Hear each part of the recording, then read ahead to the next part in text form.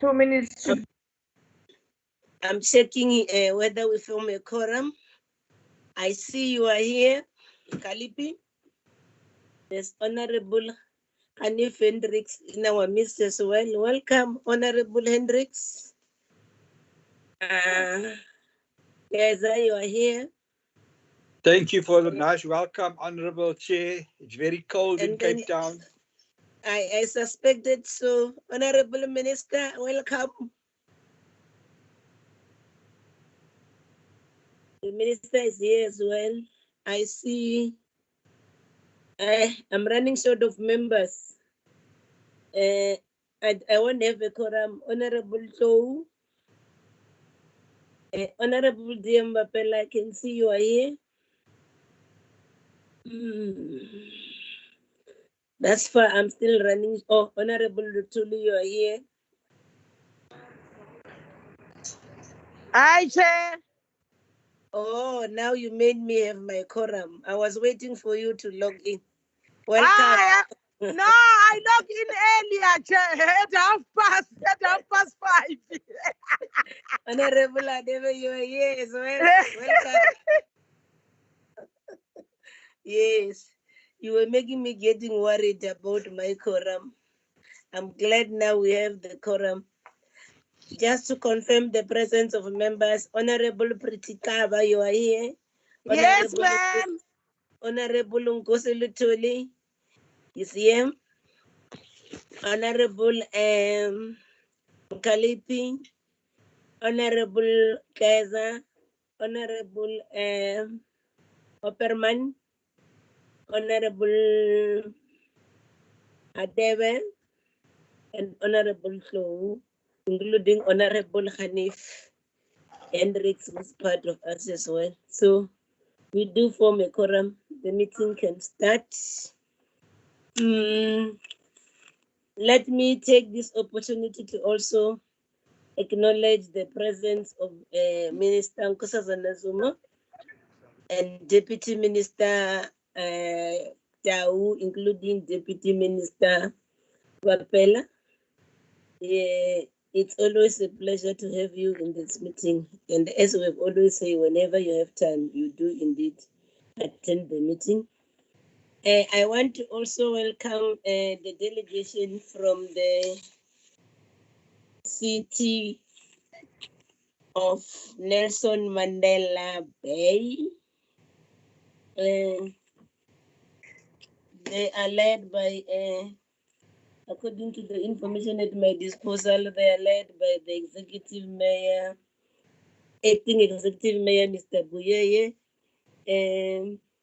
And then in the midst, we have the speaker, Councillor Mafaya, and then the chief whip, Councillor Suka, MMC Finance, Councillor Msila, and MMC Infrastructure, Councillor Lungisa. And then they are accompanied by the acting city manager, Mr. Mapu, and then the Ma'am Kize, the meeting is started. Can you mute your mic? Ma'am Kize, the meeting is started. Can you please mute your mic, please? It's muted, I suppose. And then yes, then I was still saying the head for disaster management is Mr. Brown and the CFO is Mr. Pace. This is the delegation that I'm having from the Nelson Mandela Bay City. Then we just need to start this meeting, colleagues. We are going to interact with the city of Nelson Mandela Bay. And then once we do that, we want to apologize up front. Last week, we had thought we will interact with you colleagues from Nelson Mandela Bay. We had thought that plenary sitting was going to end 16 hours. Something beyond our control. We finally concluded the business of the day around almost 7:30 in the evening. And we sincerely appreciate your understanding to that effect, because I think you logged in since 4 with the view that we're going to finish at 5. That couldn't happen. We sincerely appreciate your understanding to that regards. Colleagues, you should know that we've already interacted with the other cities. And then if we do that today, we're going to then conclude our interaction with all these cities which are declared hotspots in terms of the current disaster management regulation. At times, depending on how you respond to your question, you might probe us to have follow-up meetings with you, like we've done with the city of Cape Town. We had to call them back for the second time last week. And then one has managed to browse through your website while we want to hear and interact with you today.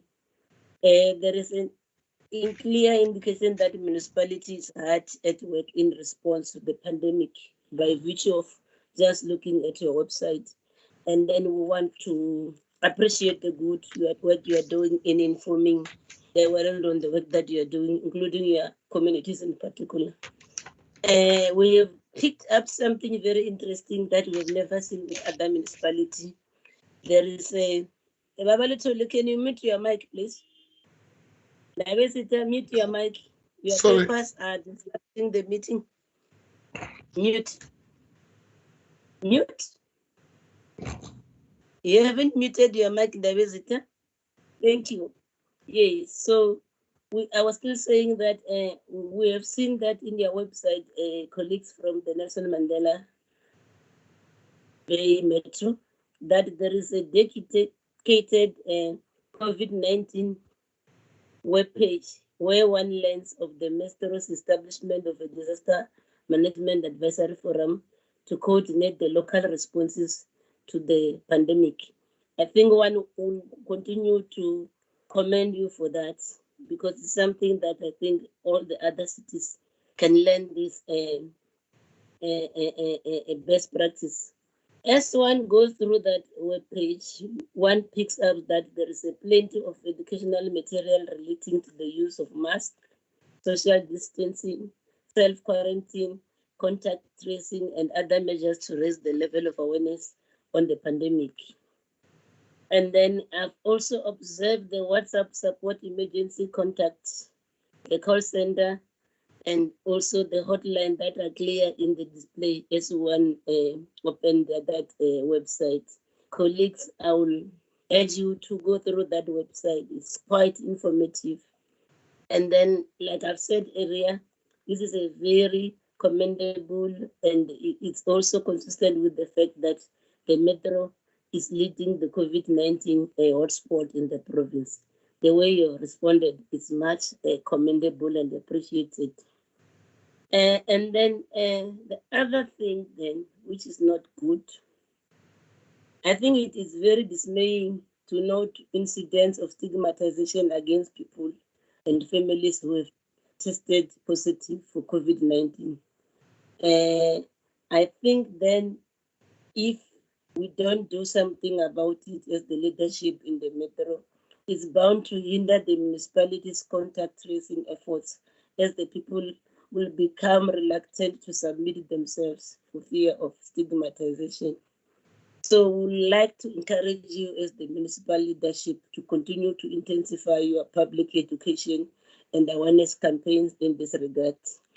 We have also noted the severity of the ongoing drought, which has precipitated a serious water and sanitation crisis in the Metro. Regrettably, we have also seen that there is a backlog of 15,000 reported water leaks across the Metro. On a monthly basis, we've also noted that the Metro loses 33% of its total water consumption just to water leaks alone. So therefore, This is very much unfortunate given the already constrained water environment and the increased demand for water in the context of this COVID-19 pandemic.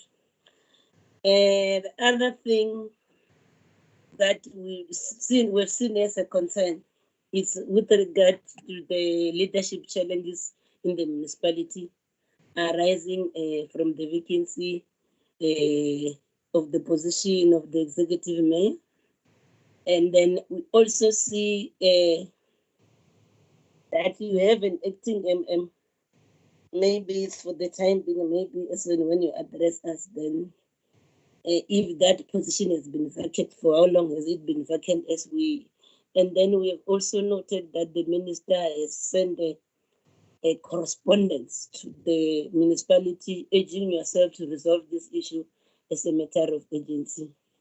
So I think we want to also then get an assurance from yourself that you are also committed and dedicated to address the water losses and the leadership stability as much as to maximize the use of your own online platform to communicate and promote your educational material on COVID-19. If you can also give all these two items of the leadership challenge, including the issue of addressing the issue of water leaks, the way you are handling these other matters on the educational material on COVID-19, then I think we will say thumbs up to you, colleagues. With these few words, I think I need to welcome you to this meeting.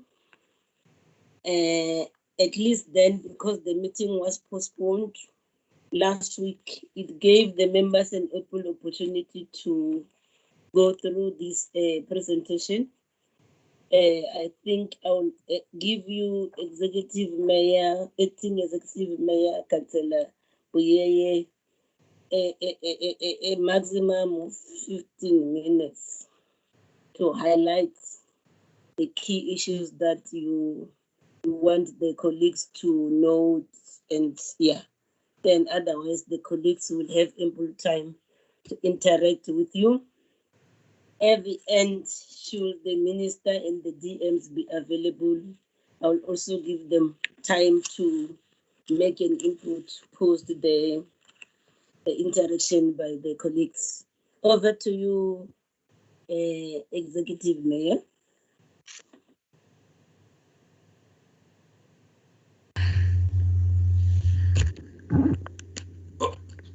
Thank you very much, Chairperson, and greetings to you and to everyone who's in the part of the meeting. Greetings to the Minister and greetings to the Deputy Ministers and all the colleagues that are here.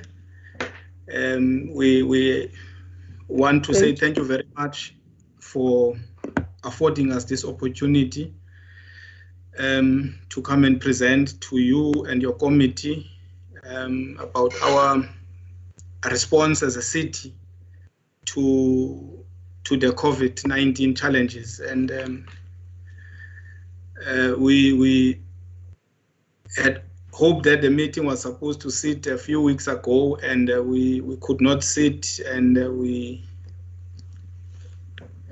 want to say thank you to yourselves for allowing us when we made an apology when on the date that was suitable to yourselves, as we had at the time a scheduled council meeting. The issue of COVID-19 in the city, Chairperson, is a real issue now. It's a matter that it's starting to really show its ugly head, and we are very much concerned as a city, as you might be aware that we are also the epicenter of the province in terms of numbers. But we believe also, Chairperson, that the national lockdown that was pronounced by the president, it afforded us an opportunity to put systems in place to make sure by the time we reach a stage where they expect, say, it's going to be a peak time for us as a city. We should be in a position where we should be able to handle a crisis situation. We are currently having a lot of challenges, I must say. I'm personally, I'm on isolation. I'm on isolation, chairperson, because one of the mayoral drivers that I was working with on a daily basis, he passed on, I think 2 days ago, as a result of the COVID-19. And one of the drivers also that I was with, they've tested, 2 of them have tested also positive. So it is not something that we are seeing as numbers anymore, but it is something that is really within us. And we see it, we can see it with our own eyes. It is a concern. As I've said, I'm currently on isolation, so I could not be in office for the past 2 days, Chair. And the presentation we had prepared for you, if you may allow us, and because we were in one room at a time, we were preparing for the meeting, and we had a presentation, that a short one, overview of I'm sure you have read what we had sent you, which is not entirely what is the strategy of us responding in its entirety. But we had prepared something for you so that you can get a picture of what is currently the situation in the Bay. And if you can give, with your indulgence, allow me to ask the head of disaster management just to quickly run through that, and then we will take questions after that, Chairperson, with your indulgence.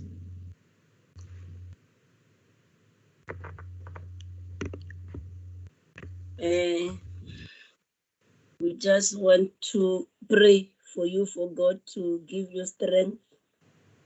It's gonna pass as long as you face it religiously. Mr. Brown, are you ready to present? There you go. Thank you.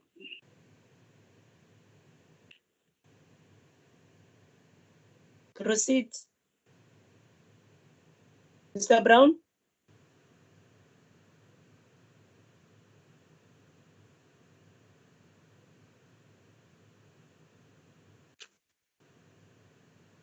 Can you hear me now?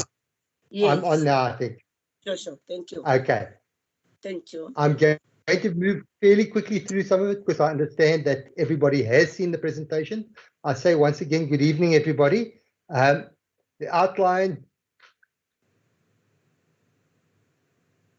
is what the presentation is about. Okay, let me just move on to a full page. The legal framework, I think all the ministers and everybody's aware, the Constitution is the supreme legislation, then the Disaster Management Act and various other regulations and acts that are important to this whole process. The demographics and development patterns in the metro, I believe, is very important in the process to understand it. Obviously, the metro is situated in East Cape Province, has largely been affected by separate development, and these skewed development patterns present themselves in the following regions. Our northern areas, which is a predominantly coloured and poverty-stricken area with high unemployment and crime rates. Then Ibai and Motherwell, predominantly black and poverty-stricken, with also high unemployment rates and poverty, and so forth. Western suburbs, formerly mainly your white areas, it's affluent areas. Uitenhage Dispatch, dominated by townships and farms. And then your inner city, warmer, affluent, except for one anomaly in that area, an area that we refer to as Cooperative. Some people refer to it as Warmer Township, which is situated in the warmer area. The profile of the metro is roughly 1,960 square kilometers, population around 1.3 million, households 366,000, informal settlements 76,500. I'm not going to go through the whole lot. Huge capital grant dependency, 77% of our budget, which is not a healthy scenario. Access to sanitization, as at March 2020, 6,010 people were still, homes were still using bucket system. Unemployment, 35%, which is in all probability much higher now. Operating budget 12.1 billion, non-revenue water 33.49, that's real water losses, electricity losses 13.95%. The location of the informal settlements, as one can see, that's your Uitenhage, KwaNobuhle, Motherwell, Ibai, northern areas, and there's a little area down here, that's Gqeberha, Warmer. And then there's a few in the western suburbs as well, sparsely situated, also informal settlements. Distribution of 80 assistance to the poor program beneficiaries, you can see it's roughly more or less correlating exactly where our poor areas or informal settlement areas are as well.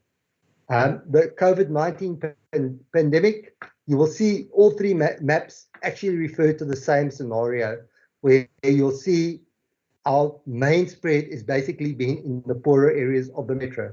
However, I must also reiterate that is busy changing as we speak, in that the latest COVID-19 cases show that there's a spread throughout the metro now, although the big spread is still in your poor communities. Investment in COVID areas. Traditionally, the municipality and province have spent the majority of its capital funding on projects that service the poorest areas of the city, which correlates to the previous maps. The COVID-19 infection by area cumulative test results, one can see, and please, this map was dated the 9th of June 2020. It has changed a little bit, where some of the red spots are now also pink or purple, as per that, because of growths. But as one can also clearly see, the entire metro has got COVID positive cases. The financing of the COVID-19. No budget was made for COVID-19 in the 1920 adjustment budget. The municipality then approached National Treasury for reprioritizations of the USDG, and authority was granted to reprioritize an amount of 231 million for our response to COVID-19. COVID-19 lockdown regulations, coupled with the impact of lockdown on the entire economy, necessitated a total review of the draft budget and service delivery projects and programs to match the collection rate, which has been lowered to 84% currently, as a result mainly of COVID-19 and people being unable to pay their rates or what they owe to the municipality.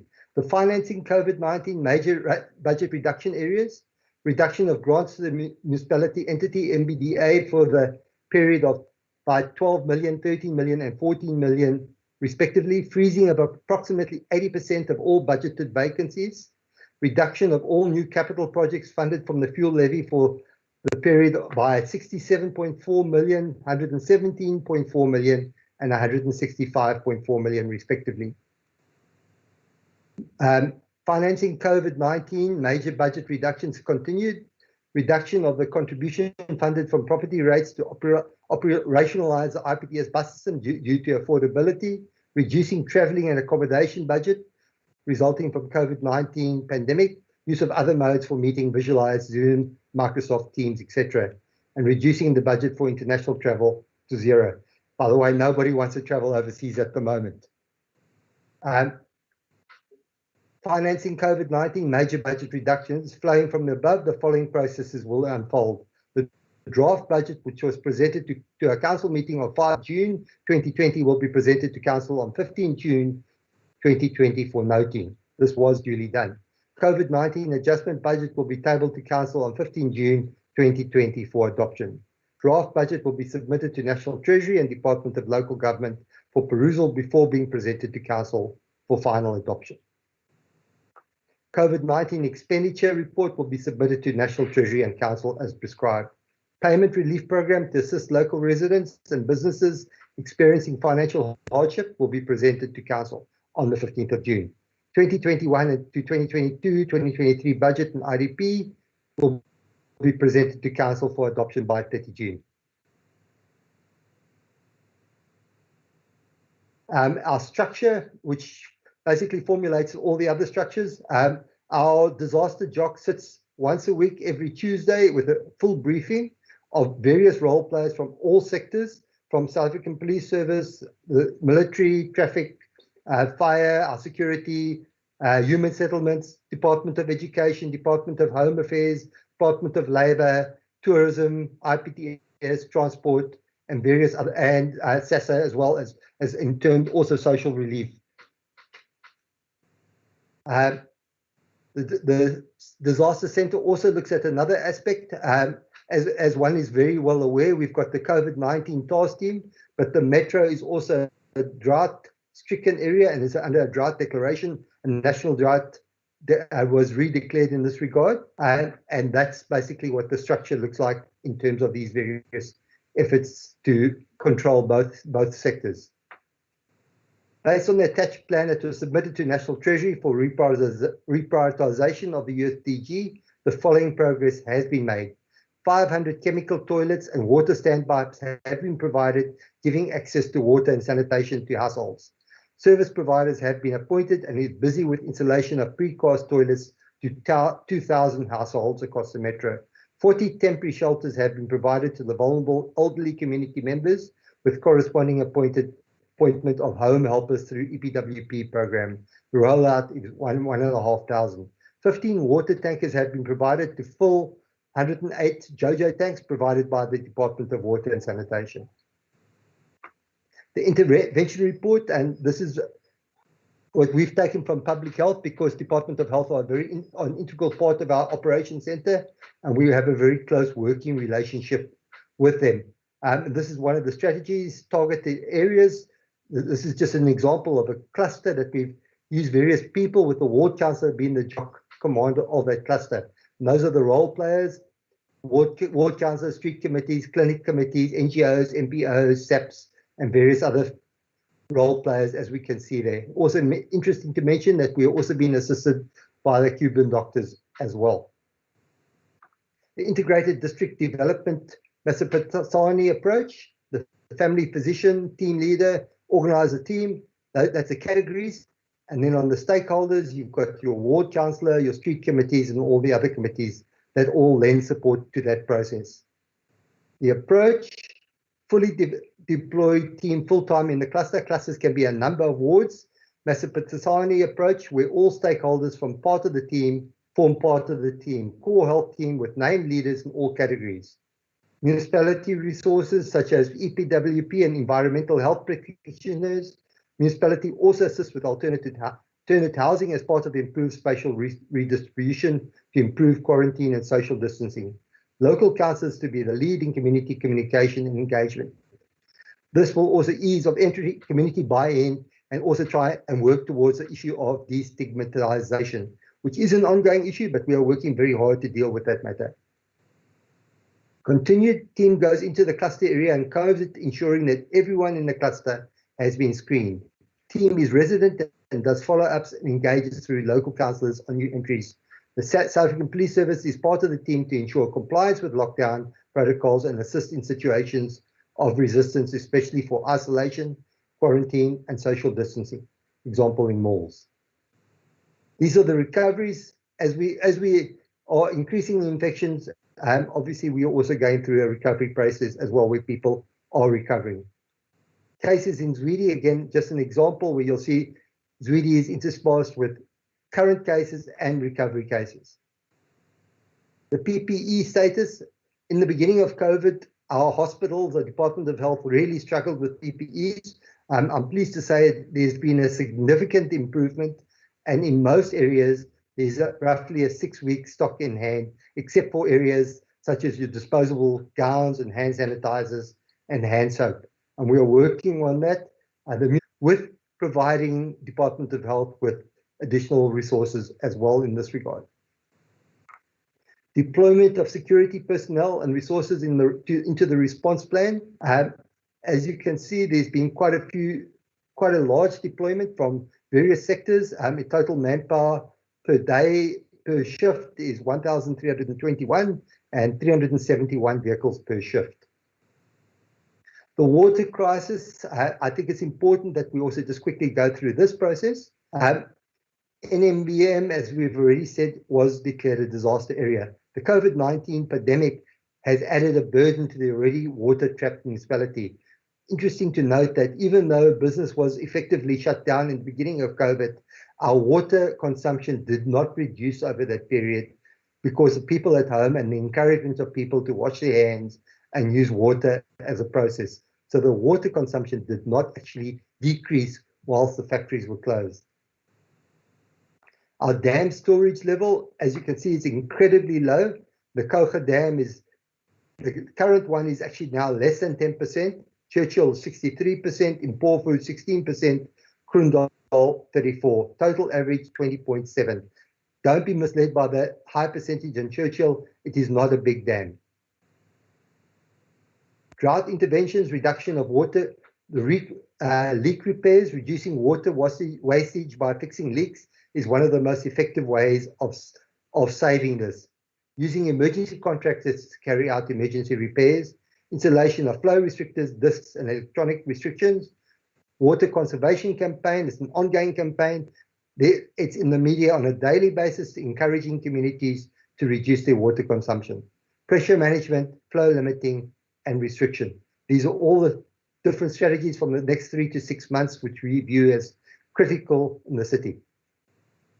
The water supply versus demand, as I mentioned earlier on, you can see July through to August, we're looking at 312 megaliters per day. We're hoping to bring that down significantly to try and reduce the use of water from our dams and from the Noordgelach scheme, which is what is going to be our saving grace in terms of the disaster from water point of view.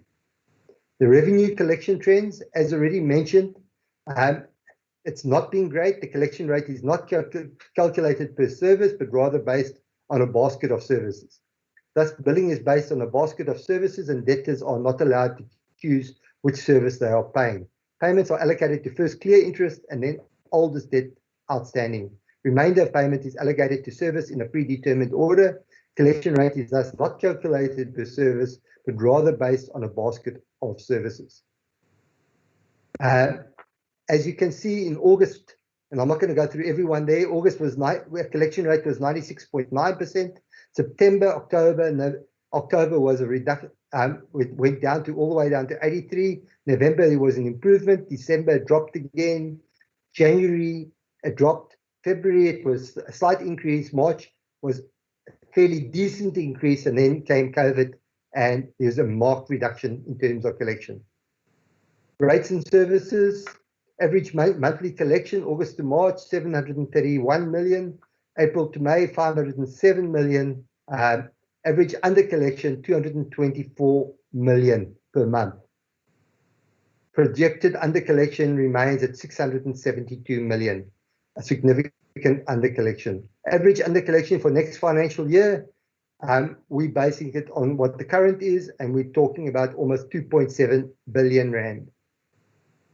Payment relief, a council meeting is scheduled that's already happened to consider and possibly approve a payment relief program to assist local residents. That is still a process needing to still happen in terms of that. Council meeting happened. Economic action and recovery, like all metros, they've been hard hit by the COVID-19 pandemic, and this has already affected the collection rate, and is expected to continue in the next financial year on average as follows. I've already mentioned through that, 2.7 billion rand. With the developmental mandate of the municipality, the mayoral committee resolved to propose an economic recovery plan to council. This plan will be submitted to the COCTA and National Treasury when draft budget and IDP are submitted for perusal. Business recovery plan, centre to help local companies get the assistance they need to reopen or stay open, is being established as a one-stop shop to facilitate access to local, provincial and national resources for businesses during and after COVID-19 pandemic. Focus on case management, which is an approach that provides businesses with financial and technical assistance on its own turf and dispensing recovery staff to individual businesses.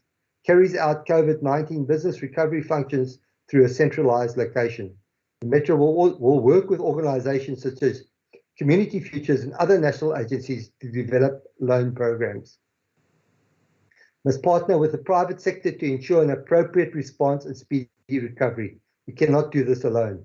And aspects will include technical support services or an in-kind donation of goods or services, improve COVID-19 consciousness of the general population and local business community as part of a sustained communication plan. Contribute time, products, and money. Make a commitment to stay in Nelson Mandela Bay, to rebuild, retain employees, even expand and reinvest. This helps build community confidence, which is critical to our recovery. Identify issues for post-COVID-19 business re-entry and help develop a tiered system for business re-entry. Identify contracting and procurement opportunities for economic recovery services for local business. Organize capital availability for businesses. Review plans and preparedness tactics. Many large corporations have emergency response planners on staff, again, it's working together. Help identify other financial resources. Identify local resources for technical assistance to business. Continued, will engage business to establish a business emergency response recovery team.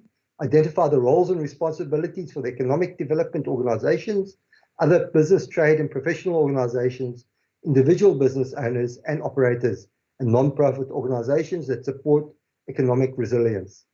We'll engage also in a variety of lending sources such as local banks, credit institutions, and other alternative financial institutions to identify available lending products, financial terms. The differentiated approach to support between established business in specific sectors and SME sector and informal economy. Consideration of various incentives and or tax holidays tailor-made for specific sectors, i.e. tourism. The above requires a delicate balance between maintaining maximum levels of revenue for the city and providing such financial relief affected businesses. Priority will be given to ensure that the capital infrastructure spend of the city prioritizes labor-intensive projects with sufficient provision of opportunities for SME sector. Reprioritization of the city's overall budget to finance more productive and employment creation capital programs. Experiences since the declaration of the disaster, while the Constitution reserves various functions for concurrent competence of national and provincial governments, the COVID-19 revealed a need to devolve such functions as health, social development, human settlements to municipalities. During the COVID-19 pandemic, NMBM was compelled to go beyond its mandate and outside to perform such functions as provision of shelter to the homeless, which functions are unfunded mandates and which interventions expose NMBM to risks of material audit queries. I've already mentioned that we've even gone as far as assisting Department of Health with PPEs at the hospitals, including temperature scanners, to try and assist with the process. In fact, there's a latest request where they are also requesting transport because we have a challenge with ambulance services as well at the moment. The IGR needs to be strengthened as it becomes evident during this period that high collaboration of stakeholders provides effectiveness in service delivery. The JOC has played a massive role in this process in collaborating and talking to one another. There's a need to address underdevelopment and segregation in the development patterns as it became evident, though no formal study was undertaken, that poverty-stricken communities are vulnerable during disaster. The maps highlight this matter very clearly in this process. Over-reliance on grant funding is unsustainable and the municipality must expand its revenue base. Robust plans have to be undertaken to unlock development through expansion of economic activity, and implementation of catalytic projects must be fast-tracked to boost our economy. Assistance required from local and national government to prioritize the transfer of all conditional grants to the NMBM, the government departments to prioritize the payment of rates and services. I thank you.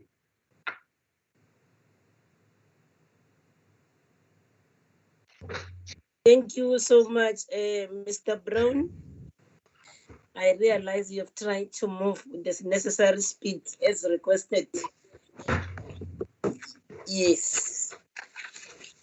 Colleagues, this is the presentation from the Metro. Can I see by show of hands colleagues who want to interact with the presentation? I've seen Honorable Kaiser. Who else? Chair. Opperman. I've started with you, Honorable Kaiser. You are the Kalipi. Kalipi. Hendricks. Brink. Hendricks. Who else? Honorable Hatebe with age. Hatebe. Who else?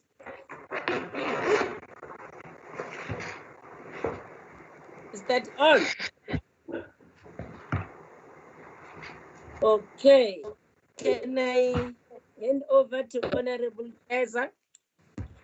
Yeah, for now, Chair. For now, what? I'm saying for now, I'm still busy, Chair, with reading because I was not having a document. The document that I have, it was not opening. Yes. Okay, it's fine.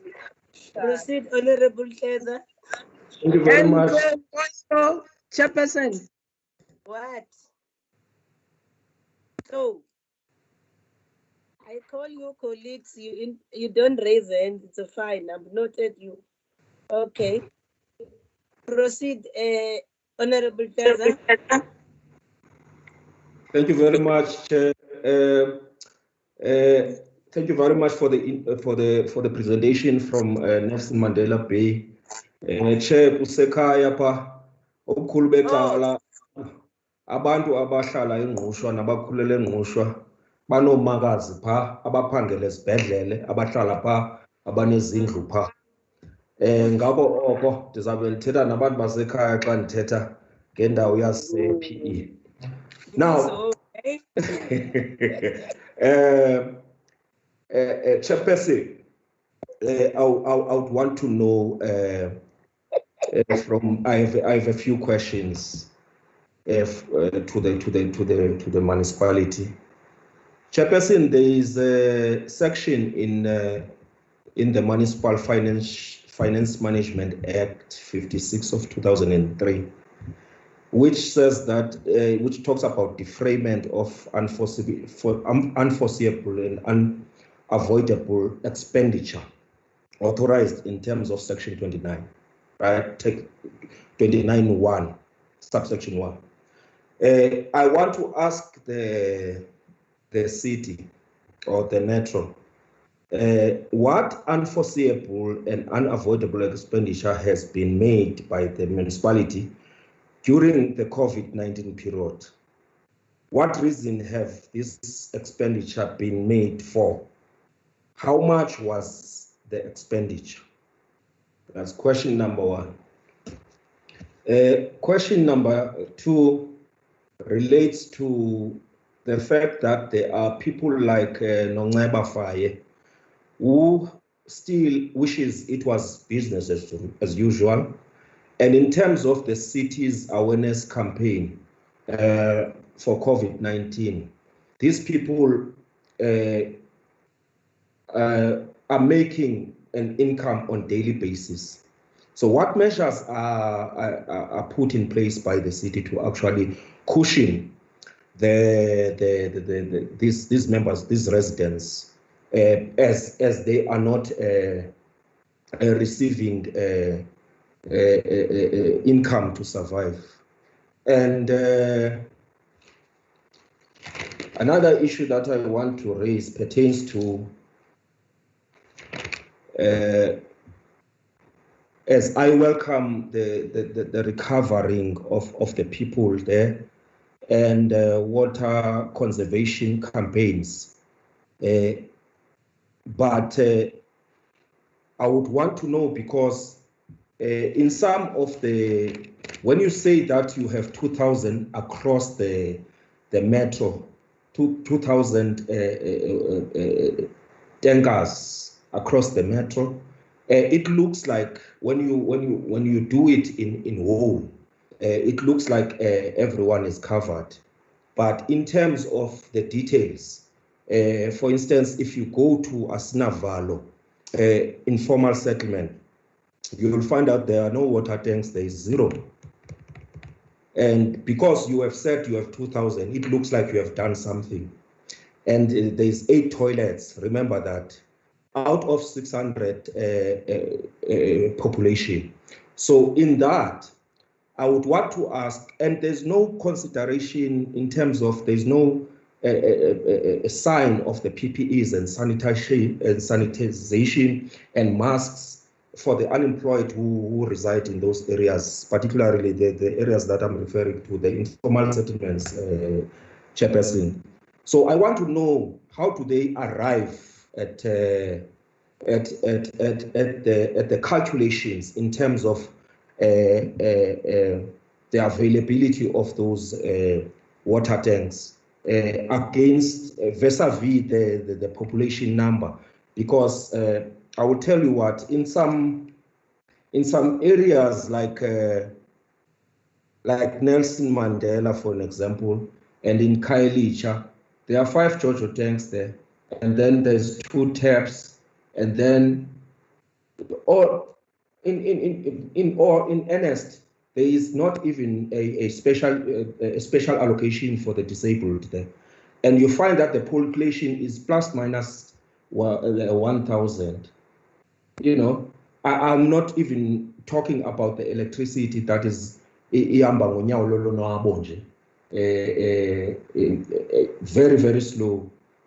What measurements did you conduct to arrive at the number of water tanks vis-a-vis the population? Because Masbamba and informal settlements, 15 mobile toilets. Because you see there, Asnavalo has 8. Then Masbamba has 15 mobile toilets. And then you go to Mandela village, has 16 mobile toilets, and then you've got four tanks. You know, when you look at the number of people against vis-a-vis the JoJo tanks, four JoJo tanks, 1,000 people, it does not make sense. Can you just give us a clarity there? In terms of can you explain to us that there's an issue in Ward 32 where child-headed homes and orphans have not received the food parcels there? Can you explain how many of them have you given in that ward, and when were they given? Because I'm receiving complaints in terms of Ward 32, where people are saying we registered, but we are not given anything there.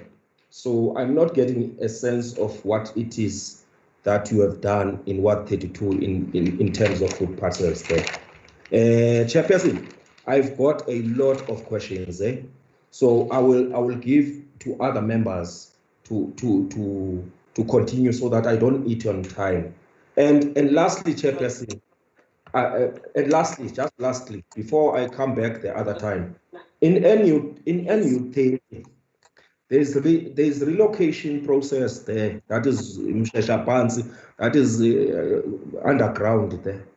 And human settlement is said to be responsible of that relocation process, using the lockdown lockdown period, while while the regulation people to be removed around, and there was oversight that looked at that area where people are being relocated. There are no toilets. There's no water, there's no electricity, there are no basic services. Can you explain that location there in NU30? Thank you. Thank you, Chair. Thank you so much, Honorable Keza. The next speaker on the list is Honorable Oberman. Thank you, Chairperson. I'd like to ask the Metro, on page 46, you give a breakdown of your challenges. I'd like to know which government departments are owing you rates and services and how much. And then on page 44, page 46. Slide 46, not page. It's not slides. Yes, Yes, Chairperson. Slide, On slide 44. Okay. I want a summary of all your unfunded mandates, which are likely to expose you to material audit queries, as you mentioned on slide 44. On slide 21, point D, you mentioned that you continuously fill your water tanks through water tankering and that your metro has been declared a disaster water area. Does your current supply meet the demand? And how many leaks have you repaired in your northern areas in the past 2 months? On page 15, slide 15, you mentioned that you froze 80% of your budgeted vacancies. How will this impact on service delivery? And what do you mean, slide 6, with 6,010 buckets in circulation? What does that mean? On page 6 again, with almost 76,000 informal households in informal settlements, what is your current housing backlog and your plans in terms of spatial integration? And are you getting the necessary assistance from the Department of Housing? And back to your northern areas, including Ibai and Motherwell, where the highest crime rates and the highest employment is, and also where the highest outbreaks is. What COVID-19 relief measures and assistance are you giving your northern areas, and what investment are you making there? Thank you, Chairperson. Thank you, Honorable Oberman. Honorable Mkalipi.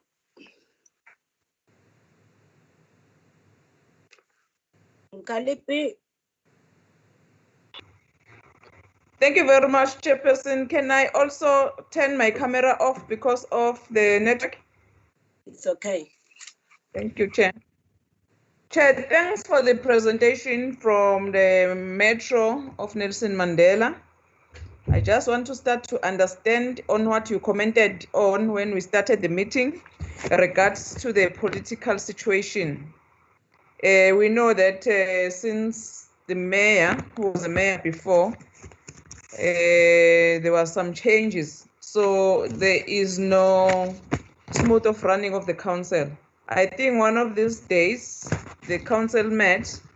The aim of the meeting was to deal with the budget, but we heard that there was a motion of putting a new mayor.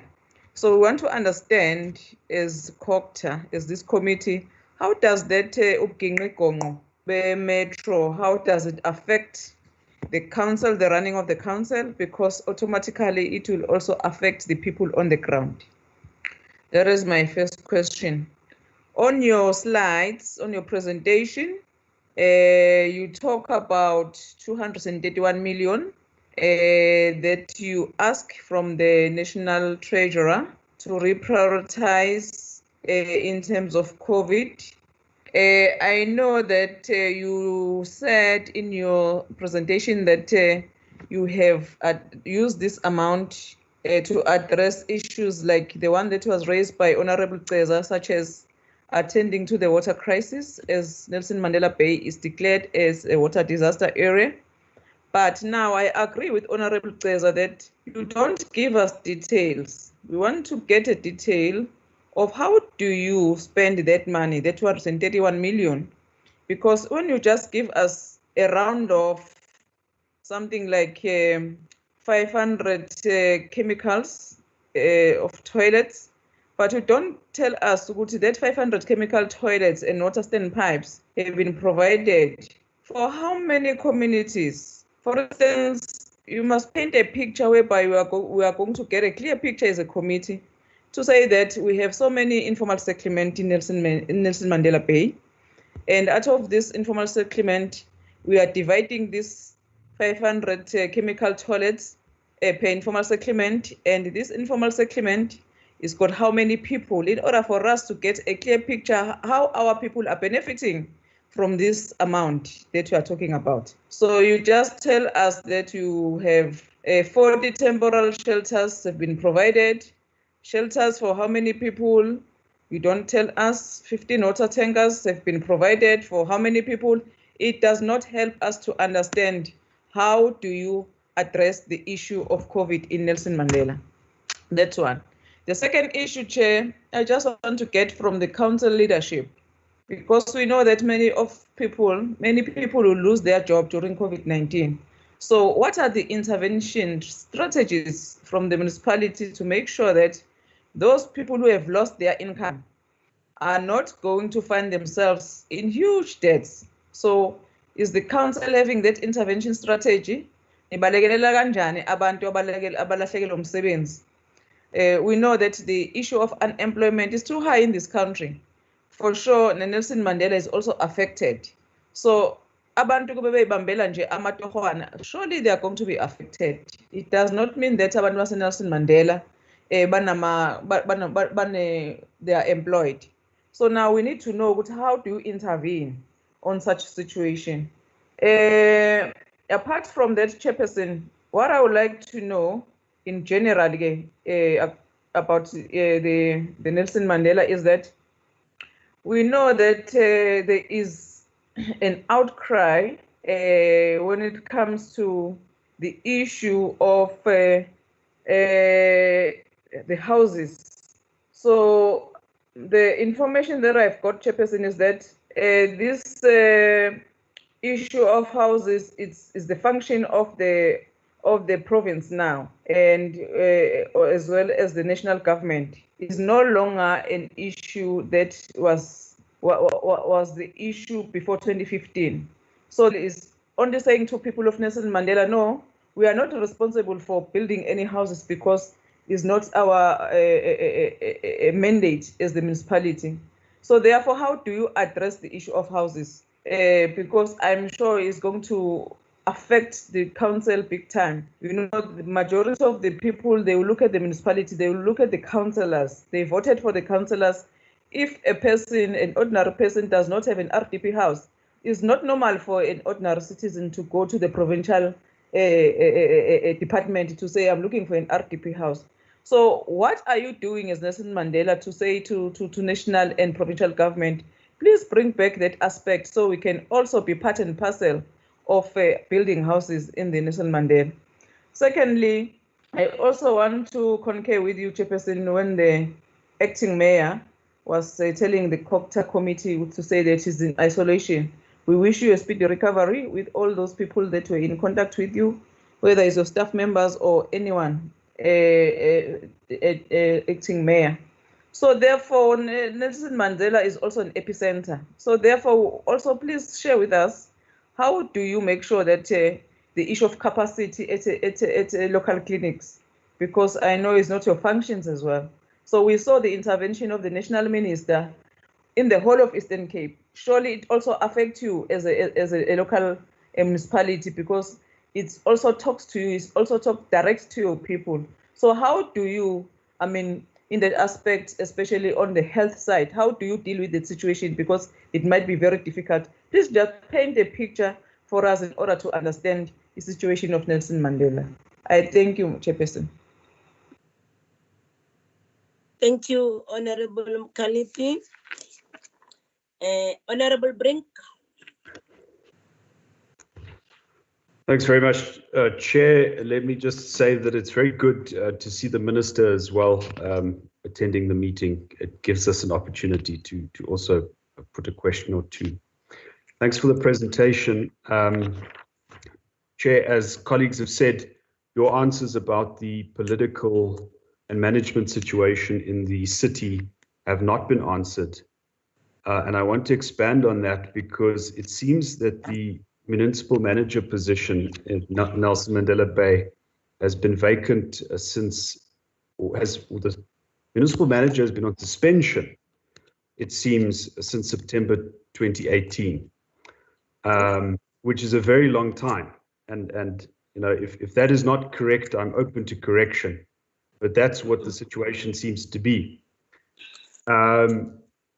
Then secondly, there's reference to an acting mayor or an acting executive mayor, which, you know, if the mayor was on sick leave or was on holiday or was, you know, not able to attend to his duties, you can understand that reference of an acting mayor.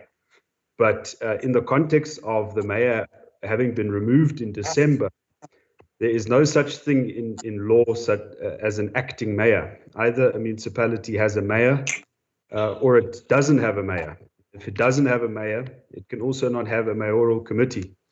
And so I think this is probably the reason there's been some media reports of concern being raised with the national minister, and perhaps she can give us an indication of whether indeed she is looking into the problem and what the progress is in speaking to the Eastern Cape provincial government. Chair, lastly, and this is really central to the ability of the municipality to deal with the COVID situation, there have been allegations that the acting municipal manager does not have the requisite qualifications to hold that position. And if that is the case, we should know about it. And if it's not the case, we should also know about it. But these things have been reported in the media, and I've also seen correspondence to that effect. Then, Chairperson, going to the financial position of the municipality, I don't know if there's been an updated version, but on the presentation that I studied sometime prior to this meeting, slide 39, there is a projected or an actual under collection in this financial year of 672 million rand or thereabouts. So significant in relation to the municipality's budget. And on slide 40, it is projected that the under collection of revenue will amount to 2.6 billion rand, which is also significant, although if you look at the table that sets that out, it seems that I'm not quite sure how it was calculated, but given that it is such a huge amount of money, I trust that it is accurate. But then, Chairperson, it would seem that in the budget that's been tabled by Nelson Mandela Bay for public comment, they propose to increase property rates on residences, the category residences, by 8.5%, which is higher than any other of the large 6 metro municipalities and much higher than CPI inflation. So if you expect this massive revenue shortfall in the next financial year, 2.6 billion rand, how is it that you can justify a rates increase of 8.5%? Is that the way to fill the gap? Because if it is, it would seem like a man standing in a bucket and trying to lift himself by the handle, to borrow a quote. And I think the leadership of the municipality must really take us into their confidence about these increases. Thanks very much. Thank you, Honorable Brink. Honorable Hendricks. Thank you, Honorable Chair. It's a great honor for us to have the Minister present. The Minister shares my concern about sewage harm in municipalities, and it has been brought to our attention that this is also the case in this municipality. I'm referring to the Kampi. I'm sure many of the delegation will know all about the Kampi. It's in the Soderville area, and sewage is pouring from it. And I can't believe that this has been the case for 20 years. Why it worries me is that when sewage dumps up, and those blooms create toxins, and these toxins are breathed in, and it harms the immune system of the residents, especially in an area where we expect a spike of infections. I just hope that there will be some way that this spilling of sewage, they even build a wall, Honorable Chair, to prevent the sewage from going to Corsten. I just hope that some way can be found. So when the complaint came to our constituency office, we asked the complainant for a solution, And the complainant said that all they need to do is to build a sewer line, and that the municipality has the capacity. They don't have to contract it out and incur contractual expenses. They've got the expertise, but there is no will to help people in the poorest of the poor areas. I just hope that I can give some feedback to the residents of Colston and Shauderville and the Kampi that the matter has now been raised. The minister has heard about it, and at least plans would be in place to stop the sewage harm that is affecting many of our municipalities. And with the virus, if your immune system is weak, you will die, Honorable Chair. Thank you very much. Thank you. Honorable Hadebe. Thank you, Honorable Chair. My apologies. I've got bad connection, so from time to time I'm getting disconnected. So I'll switch off my camera, Chair. Yes, I've got several questions, but I'll try to be short. And if time permits, I will then come for the second round. Chair, we all know by now that there's a severe water shortage in the Nelson Mandela Bay due to the ongoing drought. Water leaks contribute significantly to this problem. Of the reported 15,000 leaks, the Metro has only managed to fix 1,112 as at the 20th of May 2020. Chair, I would just like to get an understanding. What is the progress as of today, the 18th of June 2020, since the introduction of the 50 million water leak project last month, involving 7 plumbers and in the Metro? Is the Metro managing to attend to the problem of the leaks within the 12th hour or less? The second question, Chair, that I would like to get an understanding on the 11th of June, it was reported that there was an elderly patient, a COVID-19 patient, who disappeared at the Nelson Mandela Bay Stadium, which is the isolation site. Can we get the latest in this relation? And also to understand what lesson has the municipality learned in this regard to avoid these issues from happening in the future? Honorable Chair, when you look to the Metro, in essence, what it means is that Nelson Mandela Bay is faced with 2 disasters. One being the drought, the second one being the pandemic. While the leadership has unpacked on the financial measures to address the issue relation to COVID, there is no indication on the financial measure in respect of the drought, which is also a crisis.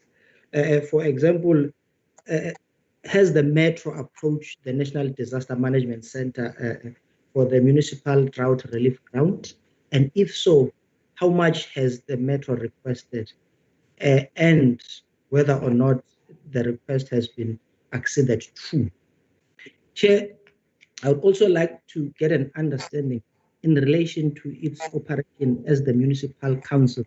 We all know that in terms of the constitution, the municipal council has a legislative executive authority over the affairs of the municipality. When last has the council held its operating council meeting to rectify the issue as it pertains to the vacancy of the mayor? And I'd like to also get an understanding in terms of the legislation, and I want to be assisted in this regard, Chair, by Cooperative.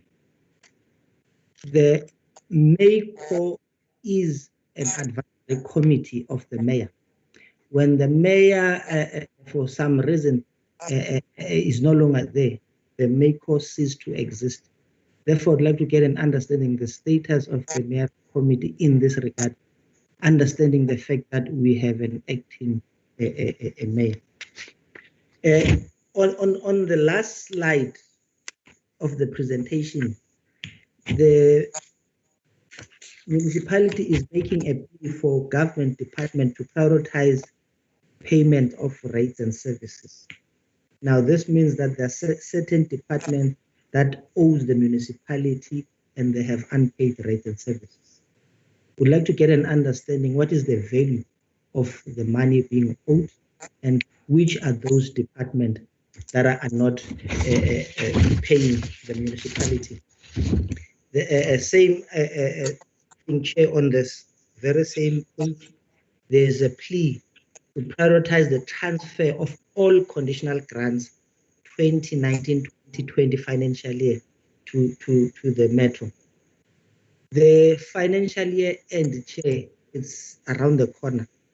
Does this indicate that the Metro has not received all their conditional grant as it relates to the financial year that will be ending at the end of this month? And if so, can the office of the mayor indicate whether the challenges? Also, Cooperative, they need to give us some sense of what might cause the delay in this regard, Chair. Like I said, I've got several questions, Chair, and I would also want to get an understanding and the sense in terms of the legitimacy and the legality of the draft budget.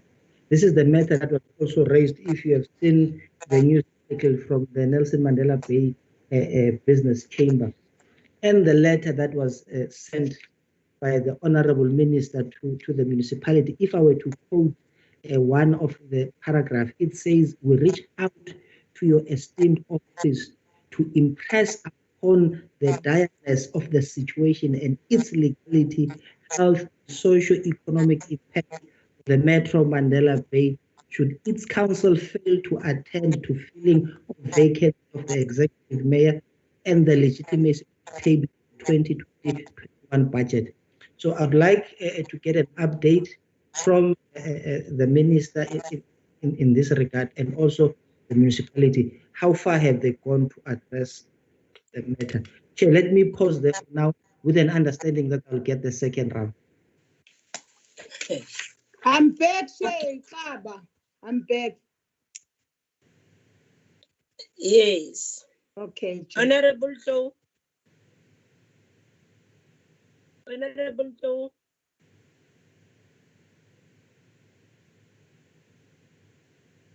Honorable Joe, unmute your mic. Okay, yes, it's fine now. Thank you, Chairperson, for the presentation of Nelson Mandela Bay Metro municipalities. And we also welcome the presence of our minister. Let me go straight to the question. What are the relevant details that the question is for the EM?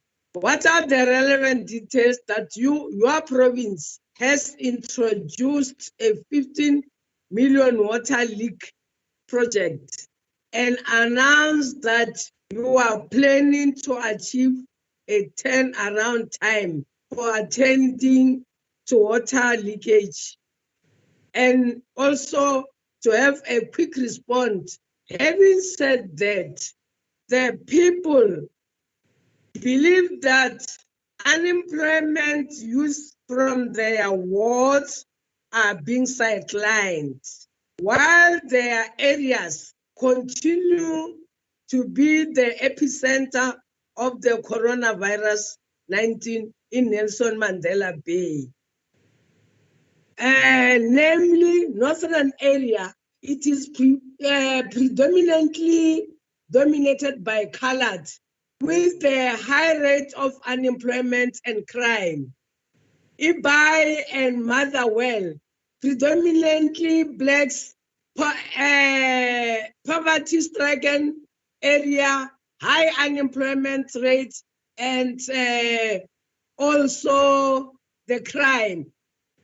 Now, the protesters bring road project to a halt in KwaNobuhle. Could you please share with us what is it that is happening, and what measures did you put in place in making sure that the youth in all the areas that I've just mentioned are going to form part of the water leakage project. Reason being, in recognizing that one of the ways to promote effective running of your municipality was to engage stakeholders and communities. And in order to timeously and efficiently provide appropriate solution to the problem encountered by your municipality, what innovative way that you are going to put in place in making sure that effective professionalization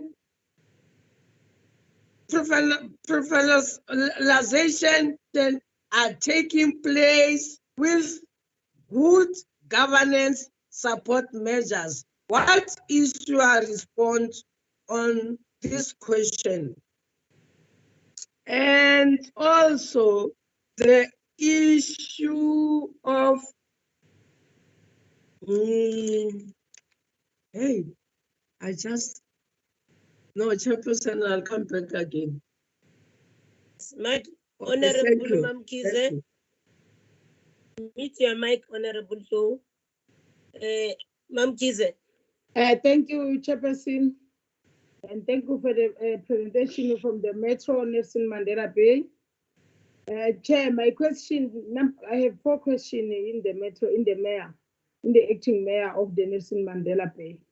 The number 1 of my question, in the presentation, you say in COVID-19 streets, the most in poorest areas of the city. What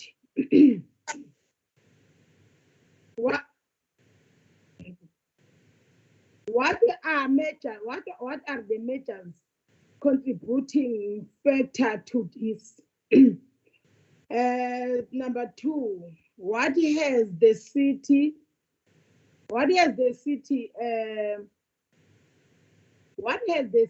been doing to try to control the first spreading of COVID-19 in these areas? Number 3, in the 231 million of the USDG, how much was prioritized to respond to COVID-19? Number 4, the correction rate has lowered to 84%. What impact will this have on service delivery and municipality program? Thank you, Chairperson. Okay, thank you. From my side, Team Nelson Mandela Bay, there are a few issues that I want to raise. Safe to say, then there are 2 things that I think we like from this report of yours. Number 1 is that the disaster management seems to be leading and providing directions. Secondly, the municipality has developed an economic recovery plan from the COVID-19 impacts. That's another good thing. I would say these abilities and those might miss the opportunity of bouncing forward out of the COVID-19 challenge. Well done, Nelson Mandela Metro Bay, to this one. It is, however, not clear whether a physical COVID-19 response plan really exists. Maybe, perhaps, you can share its details and whether it was approved and it's also funded. The other thing that I've seen and observed, you are reported as one of the poorest spenders on the disaster grants due to your internal business processes, and you always push national for yourself to be declared a disaster area. You know that you have been declared a drought disaster in April. and then on top of this national disaster. But then your problems are more of governance, of drought risk management, and then the other issue is that you know that you were given 233 million for drought, but then the spending is a challenge. Can you take us to confidence as to why are we in this current state of affairs? Over to you, Councillor Buyeye and team. You can share the question with the team that you brought along. Yes. Before Over to you. that, Over to you, Councillor Buyeye.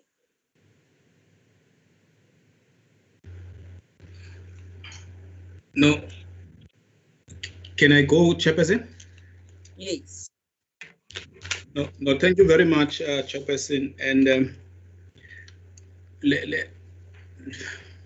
let's So welcome. Mato, can you mute your mic, please? Proceed. Let first of all, let's welcome all the questions, concerns raised, and take the opportunity to try and clarify some of the issues that have been raised. But then also, Chairperson, with your indulgence, also to say some of the questions that have been asked by the committee would require us that maybe we forward you with some of the information for the committee to satisfy itself, because some of the questions like the spreading, how did we distribute the list of when it comes to chemical toilets, the Jojo tanks and the areas, all of that, that information is available, even though we might not have it at the present moment, but it's information that we can make it available as a matter of urgency for the committee to have and know the distribution of all these things that have been asked by the committee. But maybe from my side, I will allow the colleagues who are part of the delegation from the Metro to chip in. We have the COO who's here. We have the Chief Financial Officer is also here. They will clarify some of the issues that have been raised. And politically, the MMC of Finance is in the meeting, as well as the MMC of Infrastructure and Engineering.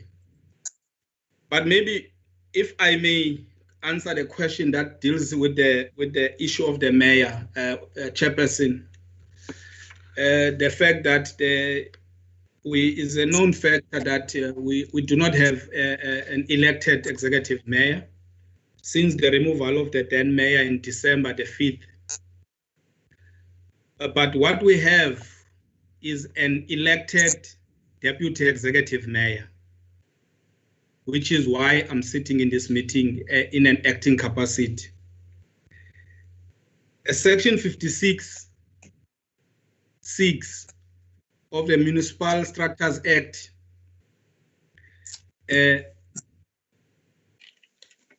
provides or gives the deputy mayor the powers to exercise all the functions of the executive mayor. If the mayor is absent or the mayor is not at work, or if the position is vacant, as is the case in our metro. Our metro, the vacancy of the position of the executive mayor is vacant. We do have an elected by council deputy executive mayor who is performing those functions in terms of the act, as I've quoted, that is section 56(6) of the Municipal Structures Act. It does give those powers. So though we might understand, I think the legality part of it, I don't think is an issue. But Honorable Mkhalip is correct, maybe when he say it might interfere with the effective governance or running of an office, because when you are in an acting position, there are things that you think you are not sure whether you must do, or that's why it's always encouraged that a person must be appointed or must be elected in a position, not in an acting capacity. And as a city, we have since we've been listening and we have listened to the calls of saying, let's deal with this matter once and for all, the issue of the mayor. And I think we are in agreement. We are in agreement as the governing coalition in the city to say let's finalize the issue of the mayor before the end of June. So this is a matter that we are taking seriously. It's taken us long because when it was done, the entire council agreed that when it's necessary, the council will decide as to when to elect the mayor. So the matter did come forward. I think the first time it came, it was around March. So since December, no one said, let's elect a mayor. We were happy with what was happening. But in March, then first came the first motion to say, let's elect a mayor. But it came through as a motion which was then, it could not carry because the meeting could not correct in terms of the rules of council. And then after that, we had a national disaster declared by the president. And that is when we were never sure as to how to hold the meeting. So all along, it's something that we are sure is going to be resolved. Let's say in this coming week, the city will elect a mayor, and this issue will, hopefully it will be resolved, Chairperson. And if I may just hand over to my team just to take other questions through. And as I've said, the information that we cannot provide now as a result of it, that it needs to be consolidated and sent to your office, Chair.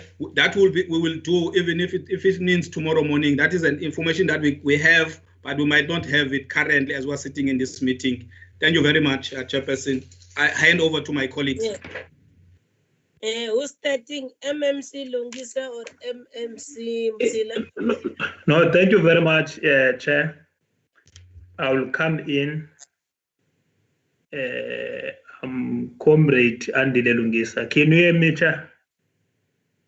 We don't deal with comrades here, we deal with councillors. Yes. No, sorry, Chair. Honorable members. Councillor Yes. Lungisa, proceed. Yes, Chair. No, I will start. I think the acting mayor have emphasized, has clarified the point, was what have been raised publicly, also by those who are sitting in the opposition benches in Nelson Mandela Metro. It have been more of a feeling, not a law.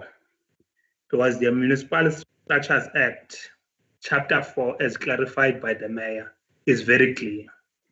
I will try and read it verbatim, Comrade Chair. That chapter says, when it deals with the internal structures and functionaries, it says, the deputy executive mayor of a municipality exercises the powers and performs the duties of the executive mayor. If the executive mayor is absent or not available, or not if the office of the executive mayor is vacant. It further says, if the executive mayor is absent or not available, and the municipality does not have a deputy executive mayor, or the deputy executive mayor is also absent or not available, the council must elect an ordinary councillor to be an acting mayor. That part says, because I think we must correct the letter which was written by the councillor in the municipality, which was written to the Minister of Cooperative. In terms of law, that letter was misplaced. It was the council, any piece of legislation. You must remember, even in Cape Town, when the DA fired Minister Delil, a deputy executive mayor assumed all the responsibilities. I'm simply saying that matter, it needs to be clarified, that in terms of law, the municipality in Nelson Mandela Metro were in order. But in terms, we've made a political consideration that the executive mayor must be elected. That's a political consideration. I said, let me also put the emphasis Let me go to the second point been raised, especially on the issue of water and the COVID-19. I'll try and go, and then I'll be in detail. I'll try to be in detail, especially on the question of water. On the question of water, a question which was raised earlier, I'll try and club all the questions. Nelson Mandela Municipality, I would say, is one of the few municipalities, if it's not the only one in the country, where we've constructed 187 standpipes to all the informal settlements. There are 187 standpipes which have been constructed in the informal settlements. We're adding to the existing stamp pipes in those areas where we want to make sure that the communities, they can access water within 100 meter radius where they can easily access water. There are a number of areas which have been covered because the members wanted details. If you go to Ward 12, you will get stamp pipes in Bridgemate. You'll go to Woma Gqeberha, 4 standpipe. You go to Kecha, 21 standpipes, Ward 40. You go to Bettelstop, which is a ward in the northern areas, Ward 32, 6 standpipes. You go to Denny Jordan Camp, is a ward in the northern areas, Ward 34. It is a long list. There's no area, there's no informal settlement in Nelson Mandela Metro which the municipality have not installed standpipes.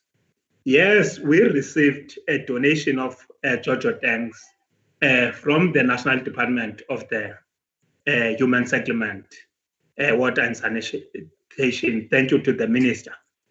The JoJo tanks have been deployed not to all the informal settlements. We've deployed to areas where we're supposed to install a standpipe and then we put a JoJo tank. In other informal settlements, there are standpipes. There was no need to deploy JoJo tanks. That's why in terms of the members of parliament, they will be able to say in their own reports, in other areas, there are no JoJo tanks. But if they visit those areas, they will find out that there are standpipes each and every area in those informal settlements.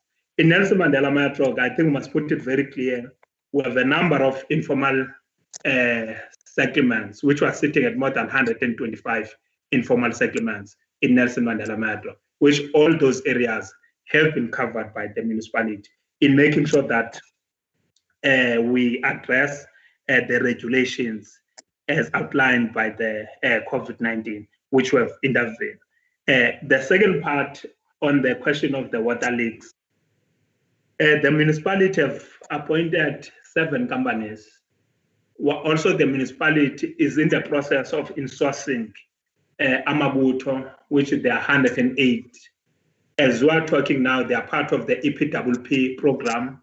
They are being trained by the municipality. They are being prepared because the council has already taken a decision to insource them. They are also working in the areas attending the issue of water leaks. Also, the municipality have also addressed the component of young people. There were young people who were also trained on the program which was launched by the former president, also in Nelson Mandela Metro, which was called War on Leaks. We've taken a number of young people who've got certificate. We call them youth champions on water leaks. They are reporting each and every water leaks in our own areas to make sure that within 24 hours, we respond to each and every water leak in Nelson Mandela Metro. I would say it's also the aspect which we are currently doing. What we've done, because we are having what is called double disasters in Nelson Mandela Metro. Once we are confronted by COVID-19, we are also confronted by the water drought. Through our own presentation, it has managed to map even the dam, our water catchment areas, that is the dam levels, they are very low in those areas. We have written a letter, 2 letters, letter was written to the MEC in the province. We have also written a letter to the Minister of Human Settlement, Water and Sanitation, also where we are requesting intervention on the issue of water growth. But that letter, it also addresses the issue of houses in Nelson Mandela Metro, because that point was raised.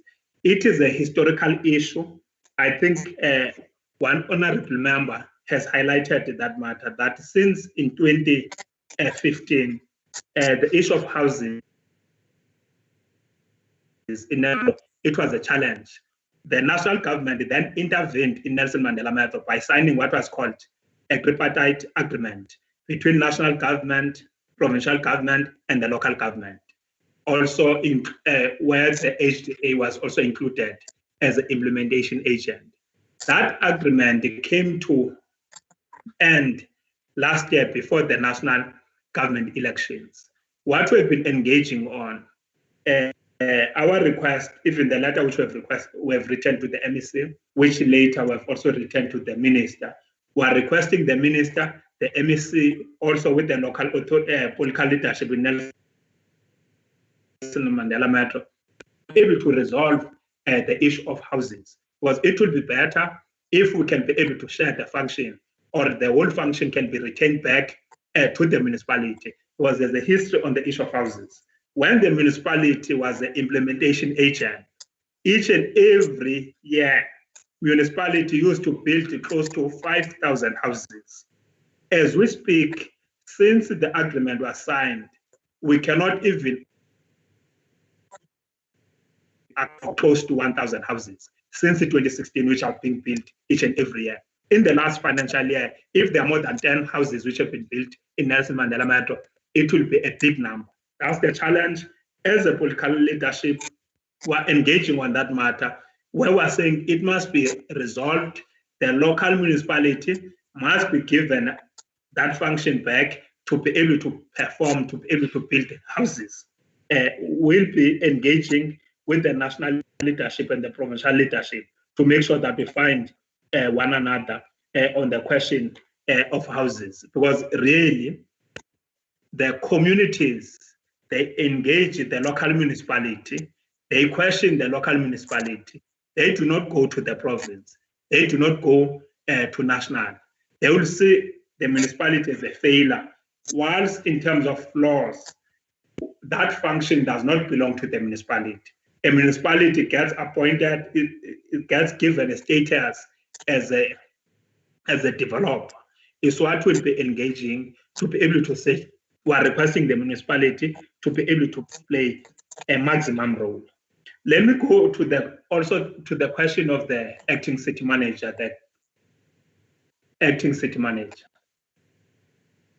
Our responsibility as a municipality, we must follow all pieces of legislation. On the 5th of December, when the mayor was removed, that meeting appointed a municipal manager, which the first 3 months of the municipal manager lapsed in March. And then we then requested the MEC to give us an extension so the municipal manager can, the acting city manager can act another 3 months, which the term of office ended on the 28th of May. Now, through the same law, you cannot extend the term of an acting city manager more than 6 months. That is why we have appointed the current acting city manager. The current acting city manager, you must remember, Nelson Mandela Municipality is working closely with National Treasury. We must be able to respect all the regulations which are issued by the National Treasury, especially when it comes to the Nelson Mandela Municipality. The current acting city manager meets the requirements. In terms of senior managers in the municipality, is the acting ED of Human Settlement, is the only person who's got the requirements which are needed by the National Treasury. I'm simply saying our responsibility is to make sure that we don't violate the law. When we select a person who must be able to act, he must meet the regulation he must be able to meet the requirements. That's the current case. The current acting city manager meets the requirements. I think on other issues, I'll give space for our colleagues, but let me make just one point. Yes, on the question of COVID-19, the municipality have moved beyond its own mandate. If you visit Nelson Mandela Metro, there's a field hospital at the stadium. That field hospital has been handed over to the Department of Health because we are working closer with the Department of Health. The municipality is providing all the logistics to make sure that people of this area they get service, they are looked after. Even informal settlements, they've been assisted with sanitizers, they've been assisted with masks, they've been assisted with soap to make sure that they wash their hands on daily basis. Let me end there for now. Thank you very much, Chair.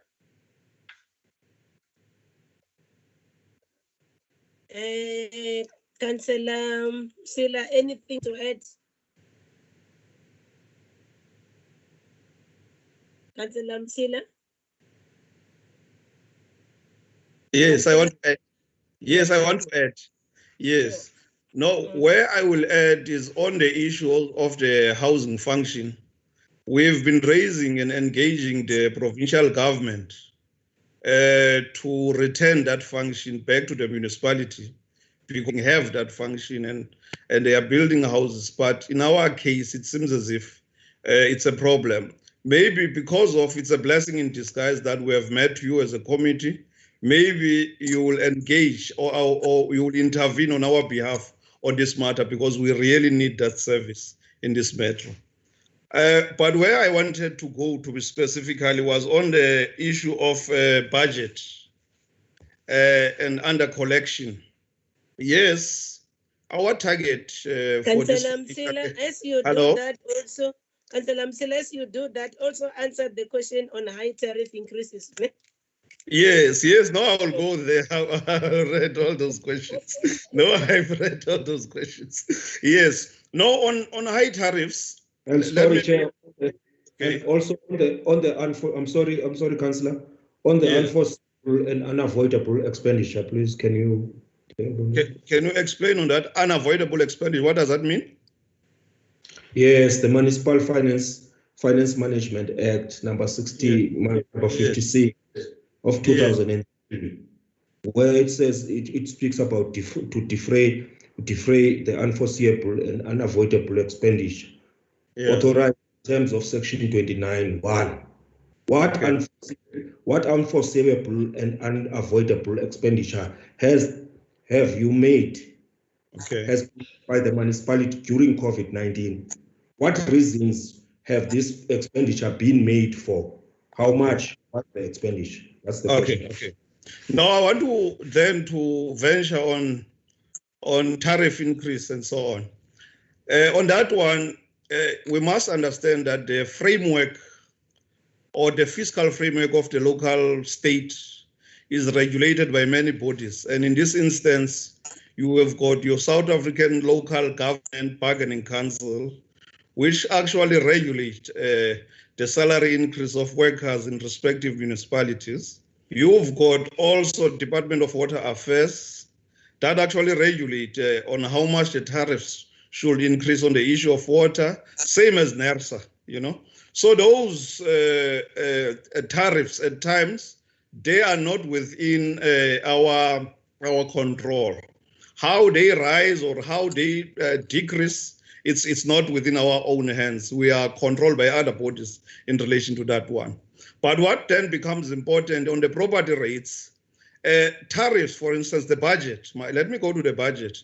It's very important to note that the budget, before it is passed, it have to be credible and it have to be funded. And what do we mean by that? It means at least we should have cash back.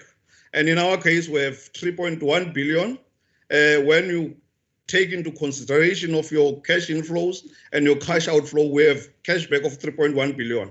And in our case, cost-reflective tariffs means that we have already made commitments to our people in terms of service delivery in our metro. If you have been observing of late, our input cost in terms of water bulk purchase and electricity bulk purchase have been increasing.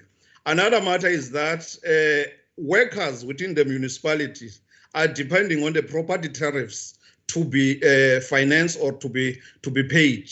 And there are other projects within our municipality, like your IPTS projects and the Metropolitan service, which is funded by these property rates. You've got also the matter that as a municipality recently that we have undergone as a metro, where we have insourced more than 682 security workers that were outsourced before.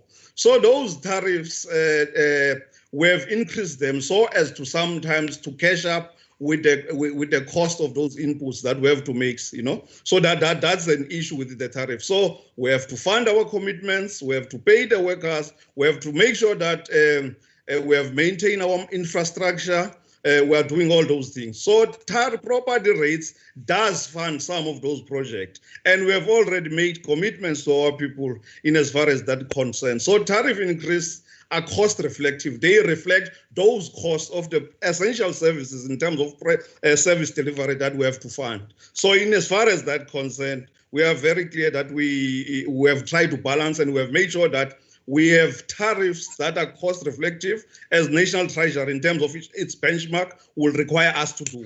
So we have done just that, and we believe our budget as it stands, our draft budget as it stands, it will pass the test of times in terms of its credibility and in terms of the fact that it is funded. So in as far as a tariff are concerned, we have made our work there, and we are very sure of what we have done.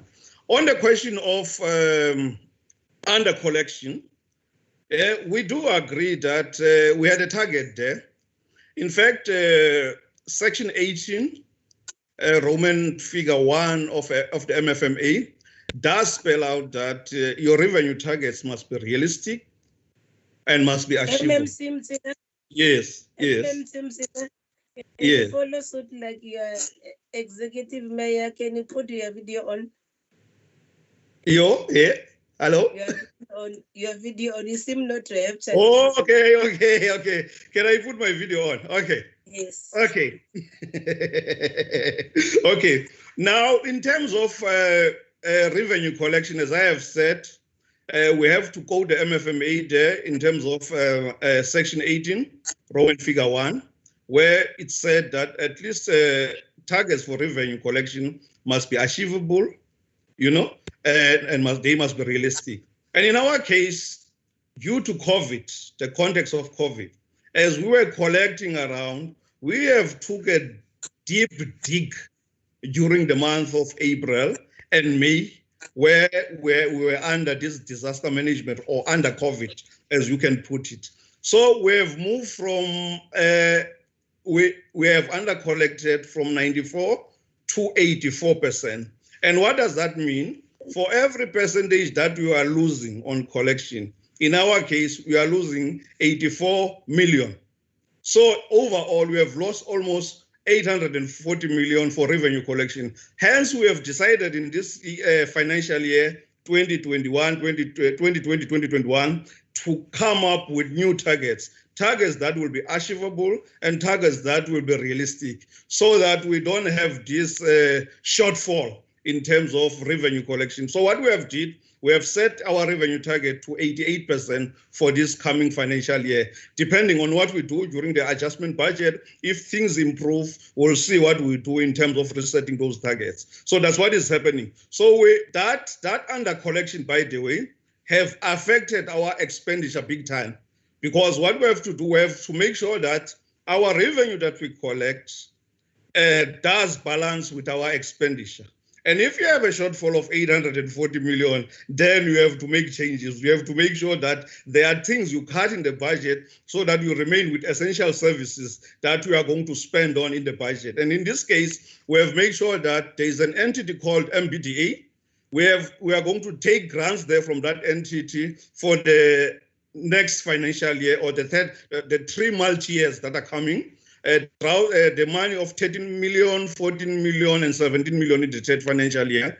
Another thing that we do, we are cutting on expenditure in as far as transportation costs is concerned, because what COVID have actually taught us is that we can innovate, we can be creative in terms of the way we are holding our meetings. Now we are using visual meetings, so there will be no need of transportation and other things. So we have cut cost of transport very much. We have made sure there are no workshops now where our staff in the municipality are going to use transport and so on and so on. So we are moving that fiscal path.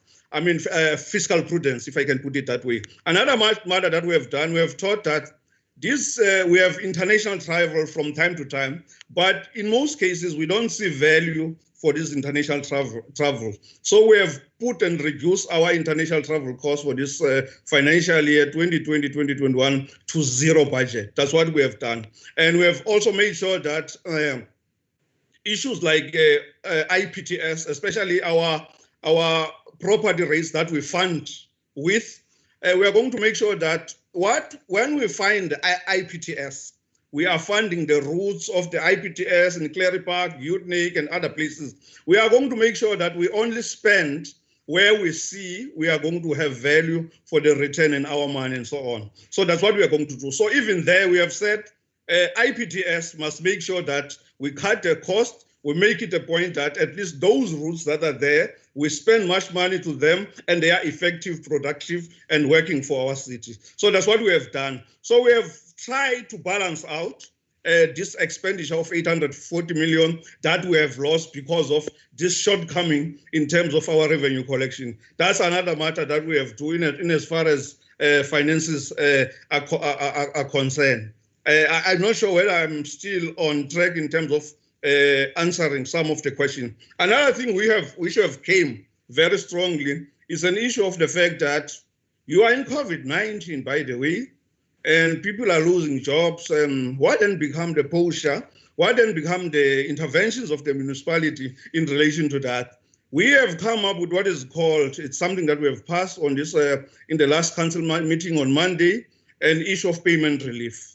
And we are saying on that payment relief, in fact, as the background to this one, Circular 99 of National Treasury did dictate to us that we need to make sure whatever intervention we make, it should be within the framework of our policies.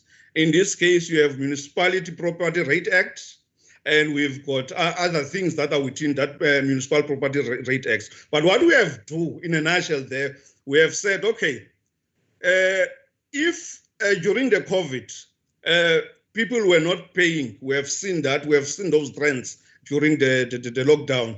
We have said, if you were owing, for instance, 2,000 rand, you are owing 2,000, and that 2,000 rand, you are supposed to pay perhaps 1,000 rand, or let us say you pay that 2,000 rand in that 1 month. We have said we are going to extend periods where you pay that money. And we have said interests are not going to be charged to all our people during this COVID. You are going to pay, and there is no need of what is called a down payment. In the municipality, when you pay, you need to pay, when you pay your debt, you need your down payment first, and then you pay the other bills after that. We have said there's no need of down payment. What we are going to do, we are going to extend that 1 month to 3 months so that you pay that 2,000 for the next 3 months. We have done that to businesses. We have done that to a public benefits organization. Also in our municipality, we've got the policy, which is called the ATTP, which is, by the way, largest in the country. And if it have got many beneficiaries that are over 90,000. In that policy, we are very clear. If your household income, if there are certain members of that particular family staying in a household, if they are 3 and their income as an aggregate is not above 3,400, meaning the social pension for 2 individuals, we are saying you don't need to pay. You don't need to pay your electricity. You don't need to pay your water. What we are going to do as a municipality, we are going to make sure that we subsidize you with everything. You are going to pay nothing in relation to that. We are saying also in this COVID, If businesses are losing, and we've got a mean test and we've got the proof that they are losing monies, we can see in their accounts, we can see in their banks that they are really losing. We are saying those public benefit organizations, guys, you can also apply for ATTP so that we can consider you up until such time your financial situation is right. Same as business. What we are saying to business, we can extend your payment period from 6 months, maybe to 12 months, depending on the amount that we are paying. So we've got those type of intervention that we want to ensure that our people, at least those who have suffered as a result of COVID and they are unemployed, they at least there is a relief to them. So we have done that in relation to the payment relief. We have intervened as a municipality in terms of doing that. So those are the issues as a municipality that we have so far taken care of in terms of the payment relief. I don't know whether there are other questions that are very critical that I must answer.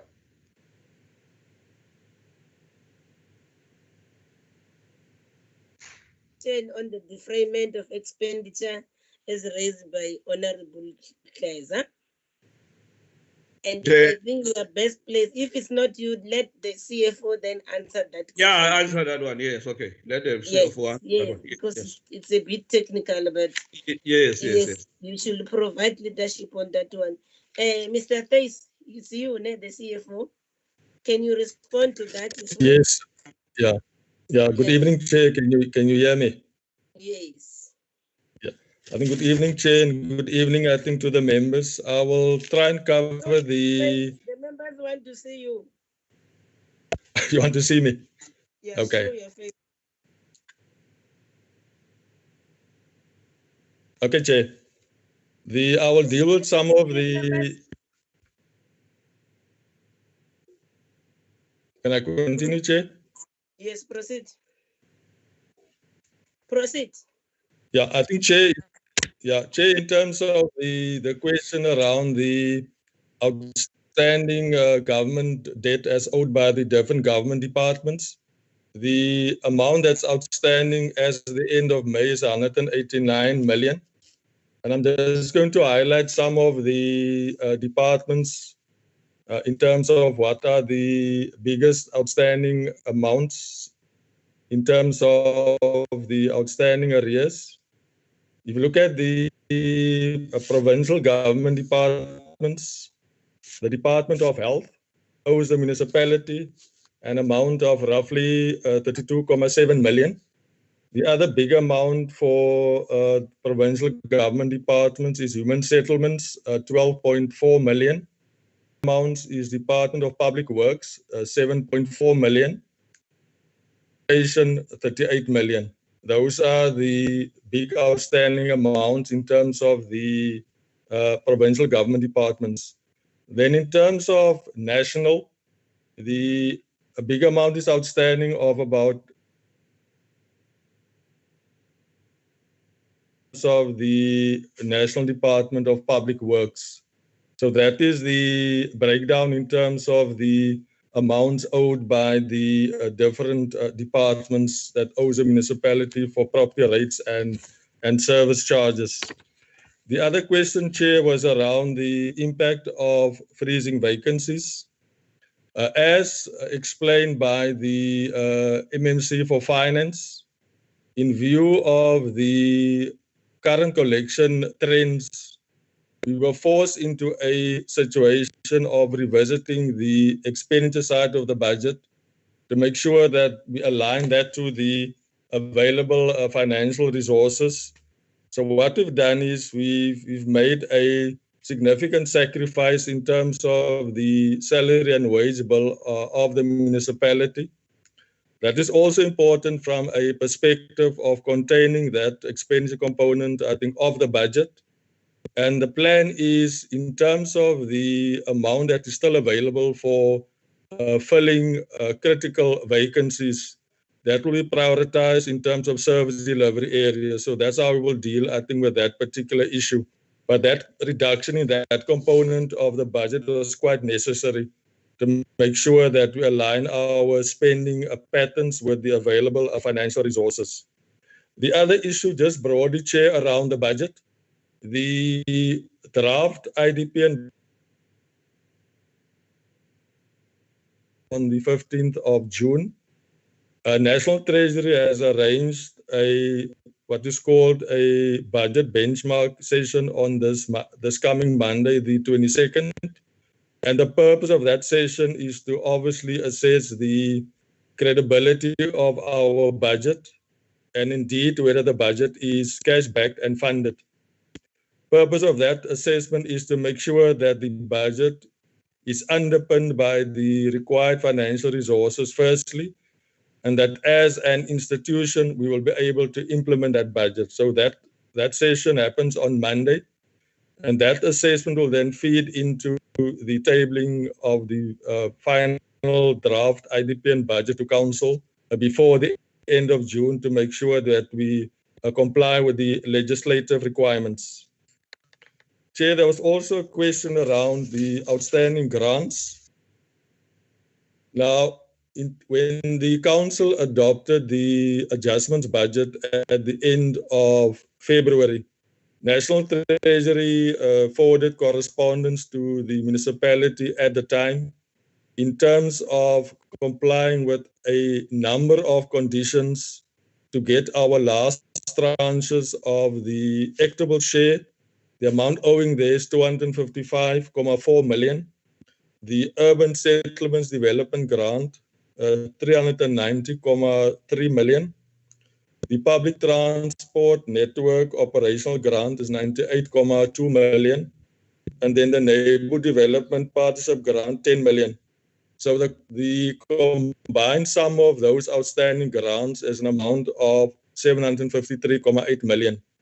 Now, Chair, the relevance of that issue is that as an institution, we need that money.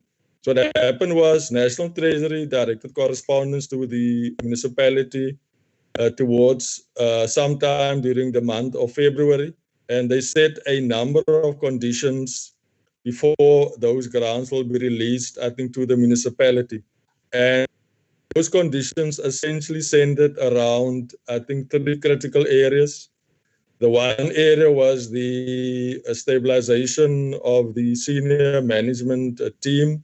Appointing a CFO was one of those conditions, and then filling senior management vacancies. So about five vacancies was filled in the council meeting. It was held in December. So that was largely complied with. The other condition was the report on progress in terms of the forensic investigation around the IPTS program and the progress, I think, in that particular regard. So the municipality has forwarded a progress report to National Treasury, I think, in the past week in terms of the latest status update on that issue. And then the third issue was decisions taken by the council previously, which had significant financial implications, like, for instance, insourcing security guards as one example, where at the time when the council took that particular decision, the full financial implications was not in front of the council when that deliberations happened at the time. And what National Treasury directed was that the council needs to regularize those decisions, which came as motions of exigency. So the council accepted all of those conditions, and the adjustments budget was passed at the end of February. And we have reported, I think, that back to National Treasury. Our information, Chair, was that the officials in National Treasury has made a submission to the Minister of Finance to then sign off the release of the grants, I think, to the municipality, because we are of the view that we have complied substantively with the conditions, I think, as imposed, I think, by National Treasury. And the importance of getting that money into our bank account, I think, before the end of June is quite critical, because there are service delivery programs linked to that grant funding stream. If that does not happen, it would imply that for the forthcoming financial year, we will have to make further serious cuts and realignment and reductions in terms of our service delivery program as an institution, and that will have significant implications both on the finances of the municipality as well as its ability to deliver services to the residents. So that is the issue, Chair, on the outstanding grants. Then the question asked by the member that raised the issue around unforeseen and unavoidable expenditure. Chair, obviously at the time when the municipality adopted the adjustments budget at the end of February, at that stage, no municipality would have anticipated COVID and would not have budgeted for COVID-related expenditure. So what happened was, in discussions and engagements with National Treasury, the metropolitan municipalities approached National Treasury to allow flexibility in terms of reprioritizing part of the urban settlements development grant as a financial package to then support the COVID response plans of the different metropolitan municipalities. So the approach there was that the municipalities had to indicate what are some of the projects that could be delayed, to then redirect that funding to then support the municipality's response plan in terms of COVID. And that was the amount that Mr. Brown referred to earlier, the amount of 231 million. Now that amount, Chair, is cut across a number of different activities. I will just highlight some of the big amounts. The one amount was 96.7 million, and that was for the provision of temporary housing structures to de-densify densely populated human settlements as an initiative to combat the spread of the virus and the disease. The other one was for the provision of chemical toilets in the amount of 26.5 million. Another big amount was for water standpipes and toilets at 25 million. Then for personal protective clothing, 20 million. The other big amount was for water standpipes and for the installation of water tanks, 35 million. And then an amount of 15 million for the sanitization of informal areas, public spaces, and municipal facilities. So that is the breakdown of the amount of 231 million. We were then requested by National Treasury to obviously pass now a special adjustments budget to then reflect both the redirection of the USDG to respond to the COVID response plan and bring in that revenue as well as the expenditure. And that special adjustment budget will be tabled when the council, I think, sits again. I think it's either on the 25th or the 26th of this month, in terms of adopting the special adjustments budget to deal with the response to COVID, as well as reflecting our revenue collection rates. And to give the members some sense the impact of COVID on our finances as an institution, when the council tabled the adjustments budget, the first one at the end of February, we were anticipating a cash position at the end of this month of about just over 3 billion. In terms of the special adjustments budget that we are tabling in the next week or so, we are predicting that the cash will be around about 2.6, a deterioration of, I think, 400 million. So what happened was we revisited other expenditure components in the budget, like personnel costs, contracted services, and we made further reductions where no expenditure had incurred or very limited expenditure had been incurred. So in that way, we're able to cushion the impact of the reduction in the collection rate. And that net effect on our cash position at the end of June would be around about 400 million, down from 3 billion as projected.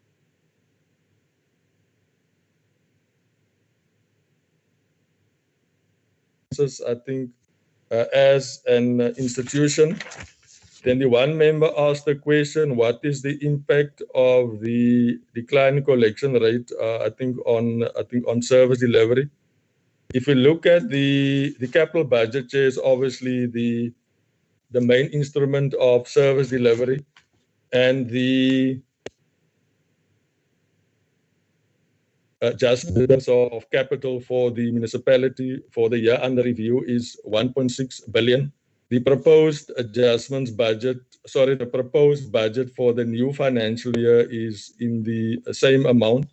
So that is more or less maintained in terms of service delivery. But in year 2 and year 3, which is basically the financial years 2021-22 and 22-23, we notice a sharp decline that it drops from 1.6 billion in 2021 down to 1.3 and 1.3 in the next 2 financial years. And that is mainly linked to a sharp decline in the urban settlements development grant in year 2 and 3 of the 3-year budget program of the municipality. I think, Chair, I think I'll stop there, but I try to cover some of the questions to complement the input from the MNC for Finance. And that's the final point, Chair, that the one member raised, I think was Member Brink, in terms of the projected under collection of revenue for 2021. I just need to rectify, Chair, that figure would be in the order of about 1.2 billion for the forthcoming financial year, not 2.6, as was referred.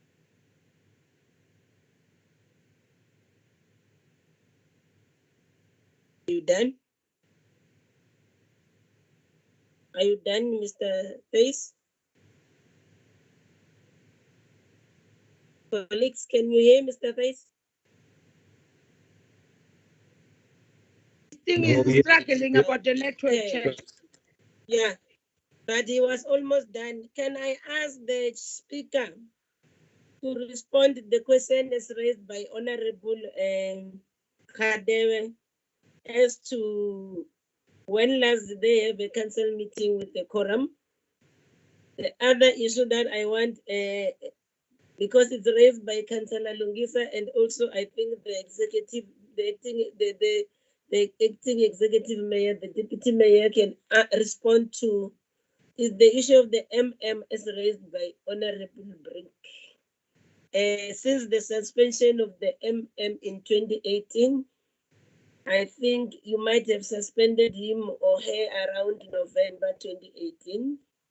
2019 has gone by, we're almost approaching November 2020.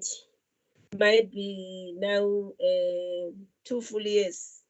What is the status of the case? Because it can't be, you remember the disciplinary code and procedures provides that you must deal with these matters as expeditiously as possible, because where we are seated now, the question that will come to you, CFO and MMC Finance, you have been paying 18 MMs. At what cost? Also paying an MM who's seated at home. At what cost?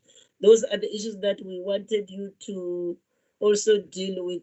Yeah, they're an answered question that I think you need to deal with that before I allow members to make follow-ups. Can you respond to those issues? Also, Chair, no, the 231.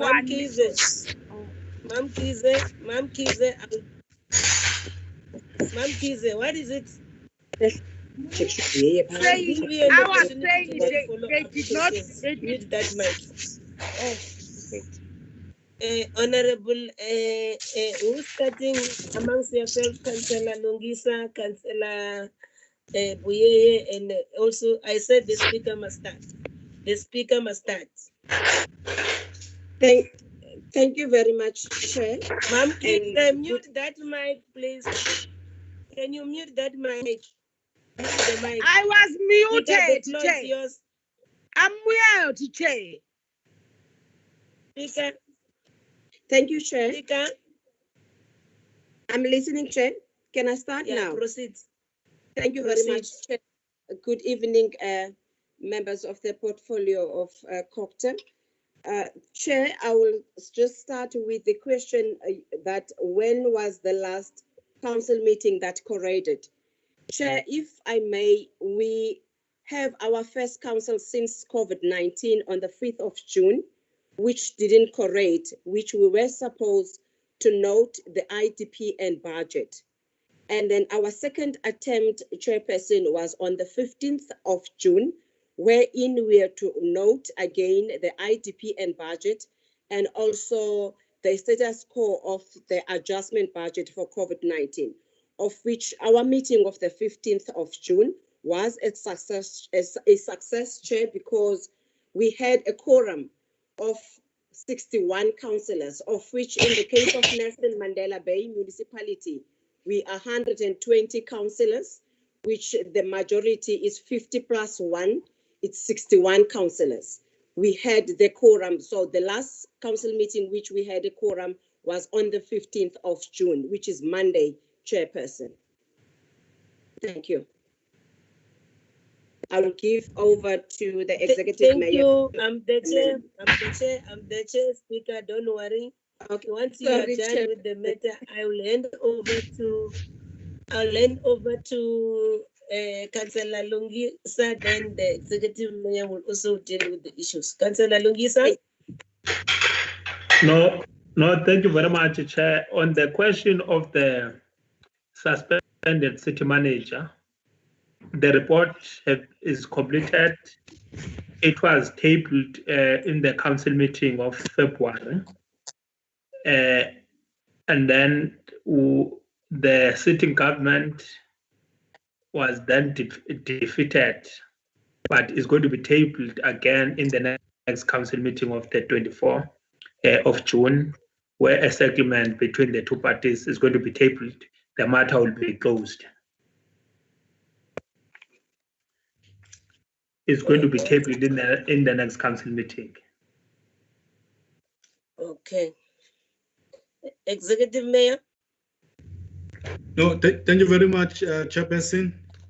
Chairperson, we hope that this matter of the city manager will be finalized in the next council meeting. As we have the colleagues have said, both legal teams have met and the legal teams are in agreement. It's just a matter of council agreeing to what is the proposed way forward on the matter.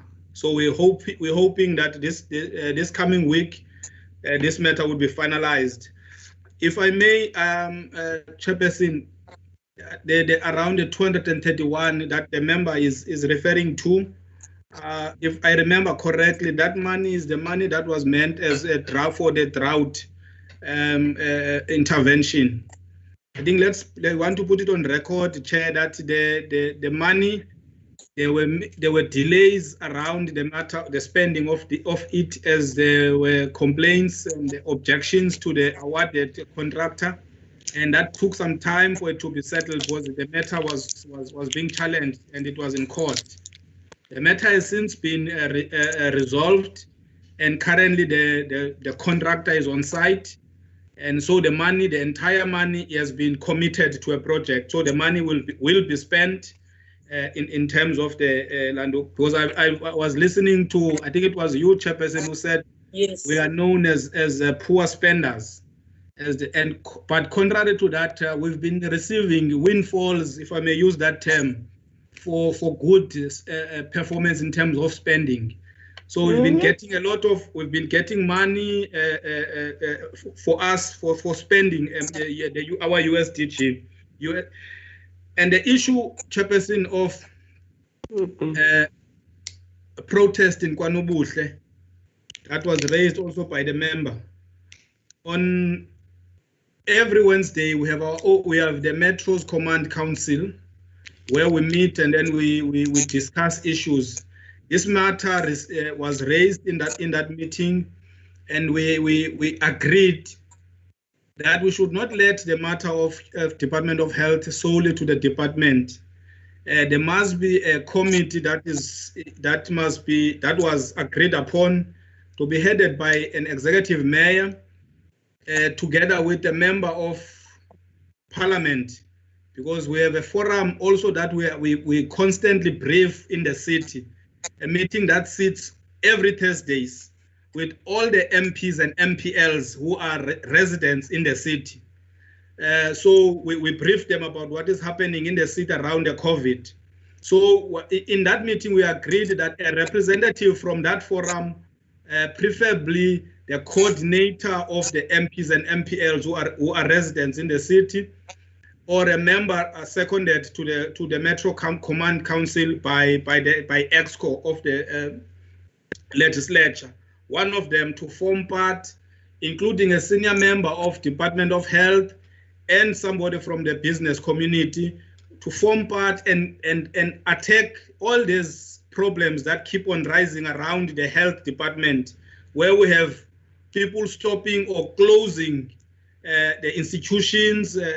We've been told that the CEOs, the CFOs are resigning as a result of the unions that are putting pressure on them. So we have agreed that it must be our problem, no longer the problem of Department of Health, because our people are suffering at the end of the day. And there was also an issue around somebody who went lost at the stadium, a patient that was at the stadium, and for some reason the person has not been seen. Yes, we can confirm that matter is true. The stadium as the city, we had handed it over to the Department of Health. We made it ready and we gave to them to say, this is the stadium, this is where we want to quarantine or isolate the people of the city, but you are in charge of it. And when we received this, we went back to them and asked them, how did it happen? But the person has not yet been found. We've spoken to the police, we've spoken to the department. The person has not yet been found, but the police are aware, they are looking for him. What then? What do we do? How do we make sure that that does not reoccur? So we've made sure that no patient leaves the facility without a discharge letter. So that one we've made sure. We've sat down with the department, we've sat down with the security company that is on site to make sure that they are properly trained in making sure that whoever, even if the person looks like he is recovered, if he was a patient, he must be accompanied by a health an official to the security to say this person has been discharged. So we think we should be fine in that one going forward, Chairperson. I think we have, I'm not sure if there are other issues that we have not yet covered, Chair. Thank you very much. You'll hear from the members. Yeah, the issue of the CUMPI, Honorable Chair. Question, Ma'am Keys, who else has a follow-up question? Chair, please. The question of Honorable Hendricks is not answered yet. Who else? Please. Did I bring this one? Yes, Chair. Okay. Okay. Can we first deal with the question of Honorable Hendricks? It doesn't look like it's a follow-up question. Yes. It was said there is a wall to prevent flooding if storage will harm the residents. What plans does the municipality have to clear the dam of sewage so that the dam can serve its real purpose to store water? That question was not answered, Councillor Lungisa. Can I come in, Chair? Sure. Chairperson, I think if we could get all the details around the matter, because we are not sure what the member is talking about in around costing and dams and the sewer issue. We would love to follow this one up and make sure that it's attended to as a matter of urgency, because we are not sure exactly. Maybe it might be an isolated incident, but there are no dams around costing that we are aware of. But we would love to get more information so that we can address the matter and then come back to the member that to report back on the matter. But we are not really sure as to where or what exactly we are talking about. But we know about the area called Campi. We are aware of that, of the area. but we are not aware of what the member is raising around the campaign. Okay, I think that details can be submitted to the committee and then forwarded to you so that you respond to that effect in writing. It's okay. Honorable Ma'am Kize. Thank you, Chair. I think the executive mayor has been answered me because it was around to the issue of 231 million. Okay. Thank you, ma'am. You covered. Then Honorable Hleza. Thank you very much, Chairperson of the committee. Look, Chairperson, we welcome the insourcing of security guards. There we are clear on that. What we do not understand is the fact that, you know, a horn as an instrument, I'm from a background of jazz, a horn as an instrument, Chair, is a very complex instrument to play. It requires you to practice it. It requires the environment, it requires the study, it requires the theory, it requires the discipline, it requires many other aspects to master it. And to say that, I think that perhaps here in politics, then we tend to posture through these things and self-praise, you know, because when we go to the ground, the kind of report that we're getting here is that, Chairperson, everything has been done with regards to the PPEs in informal settlements. But how that is done is not said, you know, and I mean, Chairperson, the driving force and driving motive of COVID-19 infections there in Nelson Mandela Bay is in retail shop, is in retail sector, the funerals and provincial hospitals. And in terms of how they must be seen to mitigate this, to stop the spread of COVID-19 there. With the result that in Motherwell there are 79 cases followed by a Dwesi at 52 cases, and often, you know, Motherwell, you know, there's not seem to be preventive measures to prevent the escalation of numbers of cases in the ShopRite in Kwatesi, Checkers in Newton Park, and Woolworths in Woma. And what are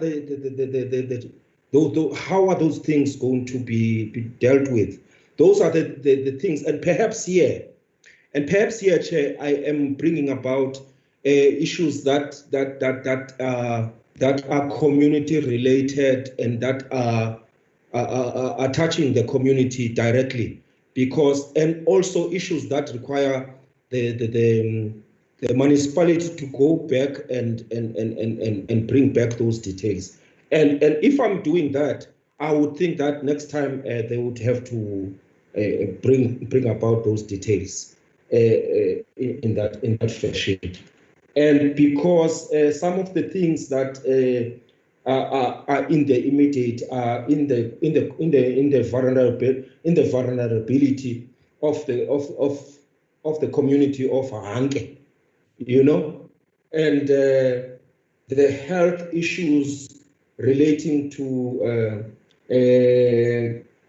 inadequate and proper procurement processes of those PPEs that they should bring, maybe in the next meeting, since they do not have the necessary details there. Thank you, Chairperson. I think that those are my follow-up questions for now. Thank you. Honorable Adam. Thank you, Honorable Chair.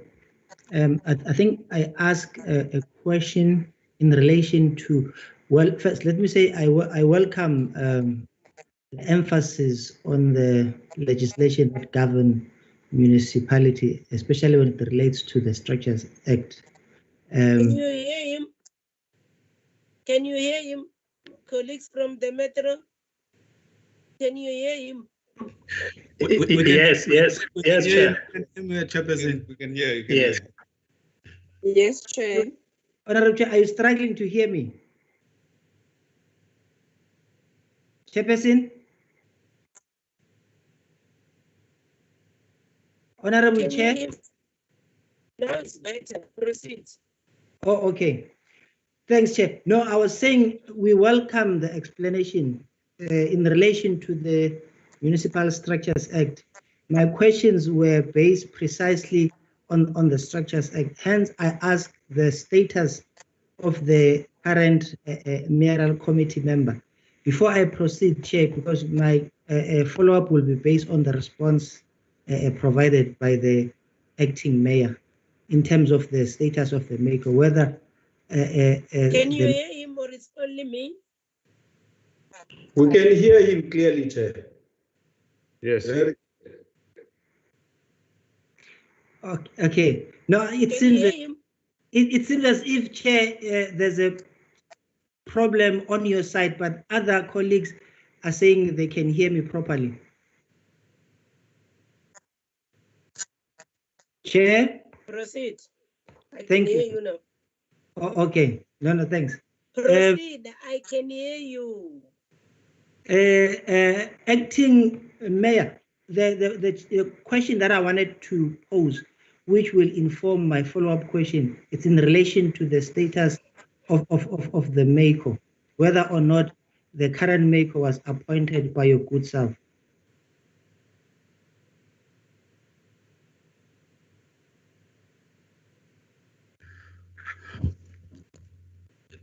Thank you very much. Are you done? No, Chair, I was saying the follow-up will be dependent on the response of the question that I asked previously. If you permit me, Chair, to first get finish up, then you come back. You can come back, then Honorable Brink. Chair, I'm saying the follow-up will be yes. Will be dependent. I won't allow a dialogue, ne? Yes, I heard you very clear. That's why I'm giving an opportunity to Honorable Brink now. Oh, okay. To avoid a dialogue. All right, then I will respond. Then, if you are not comfortable, then you will make a follow-up. Thank you. Thanks, Chair. Thank you, Chair. What concerns me by the answer about the increase in property rates is that it seems to show a business as usual approach, while in fact municipalities have to take into account the effect that the lockdown has had not only on their own finances, but on the ability of residents to pay for increases. So to say that tariffs have to be cost reflective, yes, we can, is not as simple as just giving money and then charging whatever is required to fill the gap. Cost reflective means there's a responsibility on the municipality also to make adjustments internally that need to be made. So, Chair, that is a matter of concern, but Kalipi, what's wrong?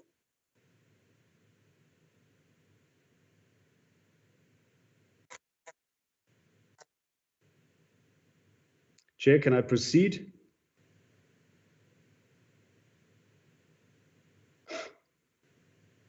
Yes. Right.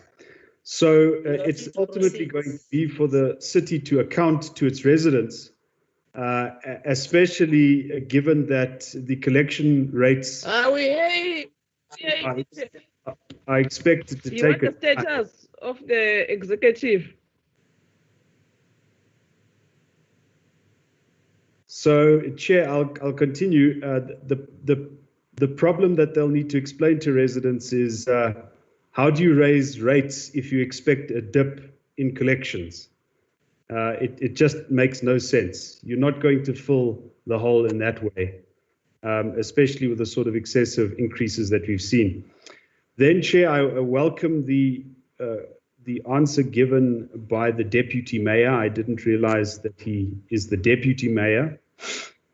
And hopefully by the next time the city presents to this committee, they would have elected a permanent mayor, especially given that surely a deputy mayor can't be in an acting position for more than 6 months. Thank you.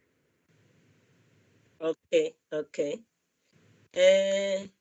Mkhalip, you want to say something? Honorable Mkhalipi?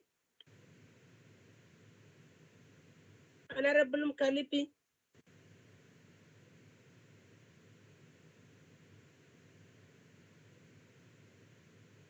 No, Okay. Chair, I think the audio was the late response when you ask if I'm audible or not. So it's late feed. Okay. No, it's fine. So, Honorable Bringers just finished. Can I hand it over to you, Executive Mayor, to respond to the questions as raised? And then, yes. Okay. Over to you. No, thank you very much, Chairperson. As earlier said, as I did mention earlier, that the deputy mayor, in the absence of the mayor, exercises the powers and performs the duties, of which part of is to elect or is to appoint a MEICO. So when the then mayor was removed, he left with his MEICO. A new MEICO was appointed by the acting mayor. So that is why they are members of the mayoral committee. They all have they were appointed by the current acting mayor. So, I'm not sure if that is clear enough for Chairperson.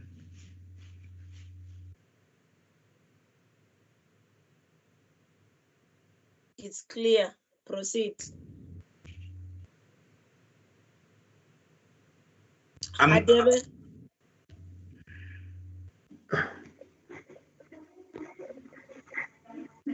not sure if there's another. Maybe Chair can come to other questions, follow-ups which were raised by Honorable Ncaza. Yes, proceed. No, thank you very much. Honorable Ncaza spoke about jazz musicians. If he talks about Nelson Mandela Bay is a home of jazz, he will know to Pukwane, Sizwe Zako, Patrick Lindo, Patrick Pasha, Sol Jasmine, All Brian, Bongwani Tukwane. They all come from Nelson Mandela Metro. Those are polished jazz musicians. It's a home of jazz. If we talk about the creative industry. But let me go to the issue of PPEs, which yes, raised again. I think we did make a point that all the informal settlements, especially the area of Motherwell, if you talk about Kwanobonjani, Nomakanjani, you talk about Asnavano, you talk about the Elephant Park, you talk about Ramaphosa, you talk about Winnie Mandela, all those areas. Yes, proceed and conclude. Yeah, the acting executive mayor, including ourselves, have visited those areas. We have provided PPEs. We have even locked down Motherwell, including Kwadwisi. The leadership is working in all the areas in making sure that our people, they are attended. Thank you very much. Okay. Mkhalipi, what's the issue? Honorable Mkhalipi?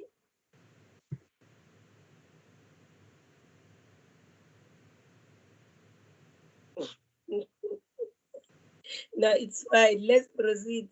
The deputy ministers, they were those that were asked to be excused earlier. Chair, no, Chair, I was taking over. I thought you have a network problem, so I imitated you. No, Chairperson, I'm fine. Okay. Welcome back. Somebody said your ghost is haunting you, but nevertheless, Chair, I'm fine. Okay.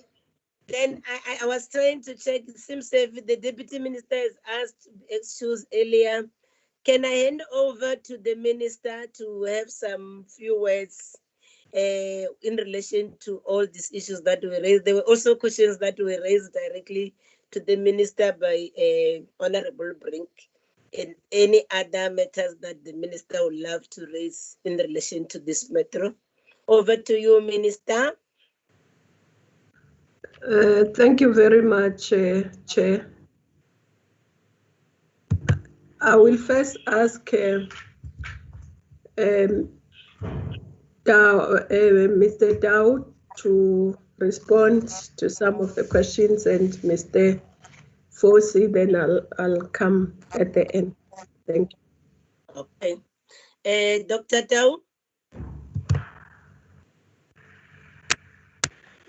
Thank you very much, Honorable Chair. Good evening to the Chair, honorable members, Minister, Deputy Ministers, and the leadership of Nelson Mandela, the Metro Municipality. Yes, my name is Mapa Katau, head of the National Disaster Management Center.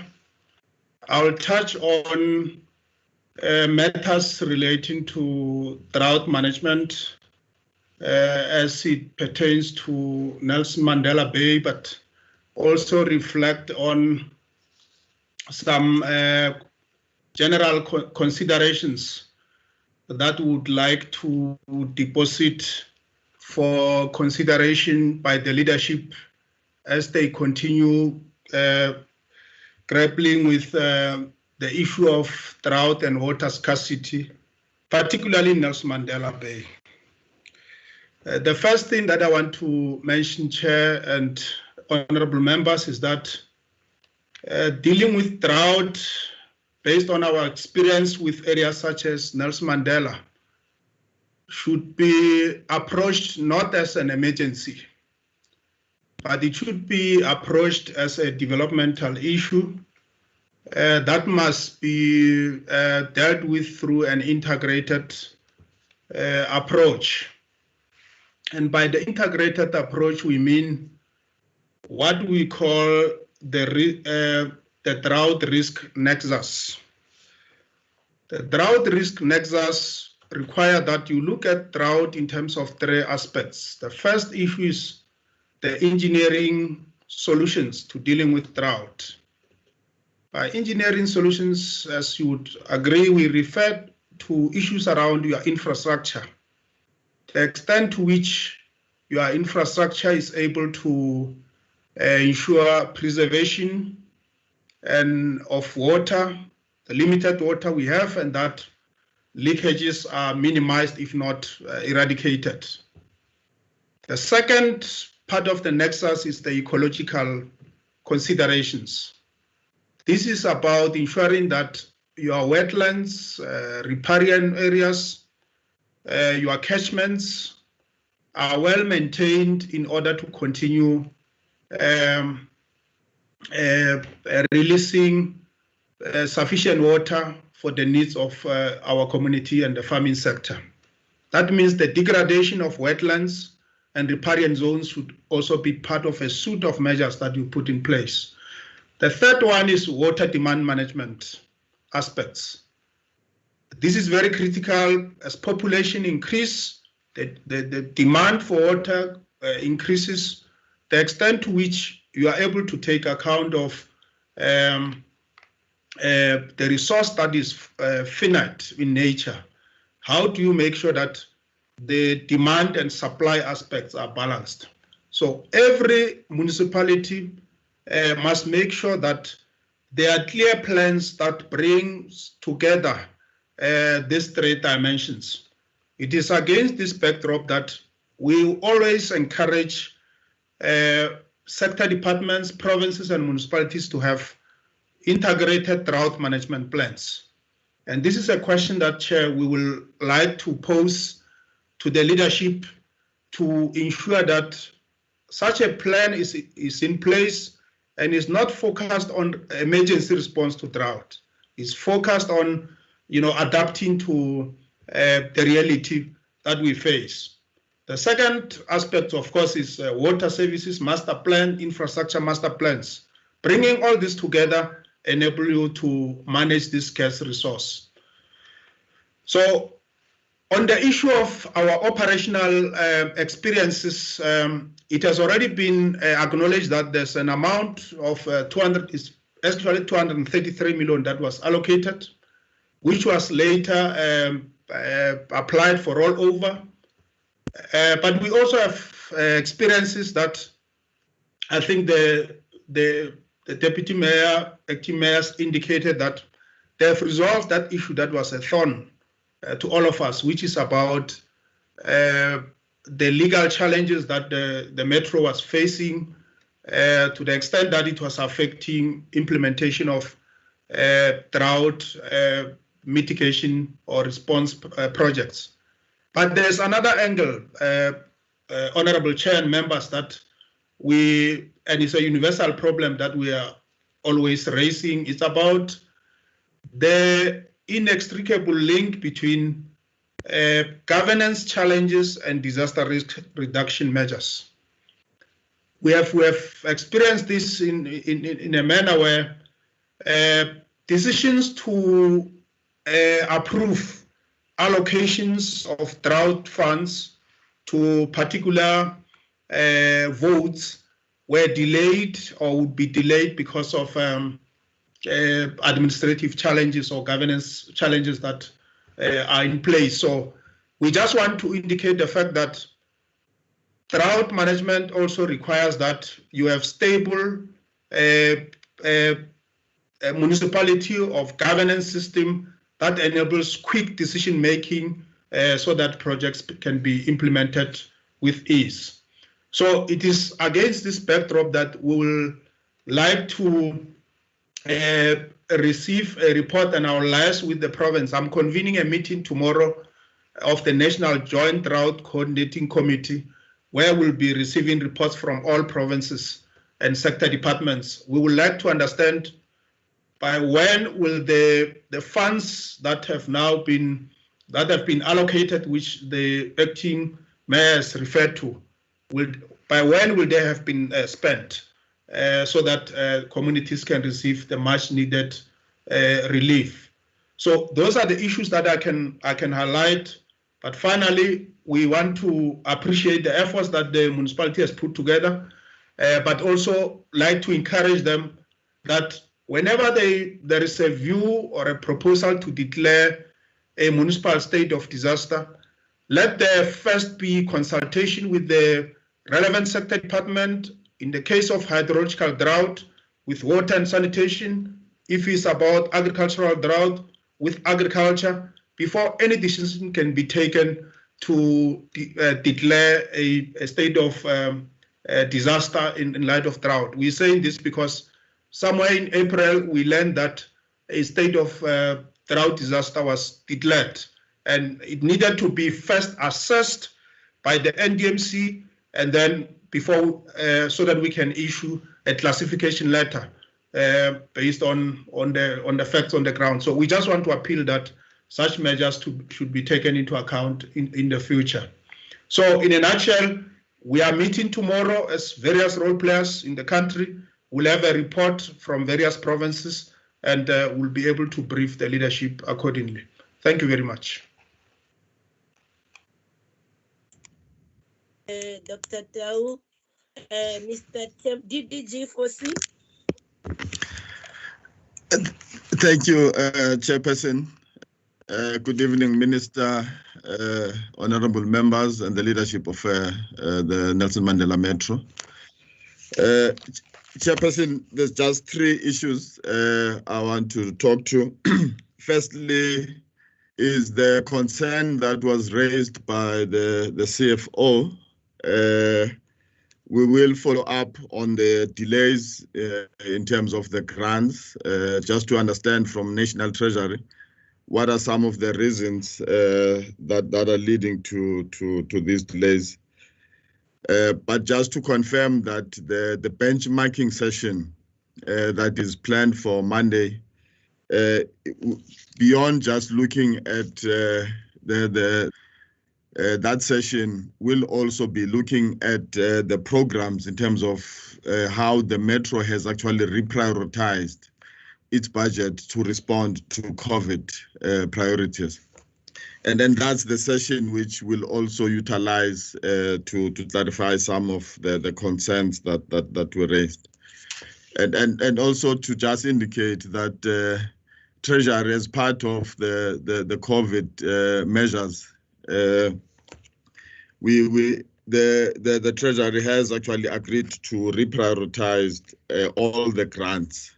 As it relates to the metros, the USDG grant, the municipalities, the metros have been given a leeway to now reprioritize that grant to respond to some of the emergency challenges and needs in terms of responding to COVID, and also the regulations relating to the emergency procurement.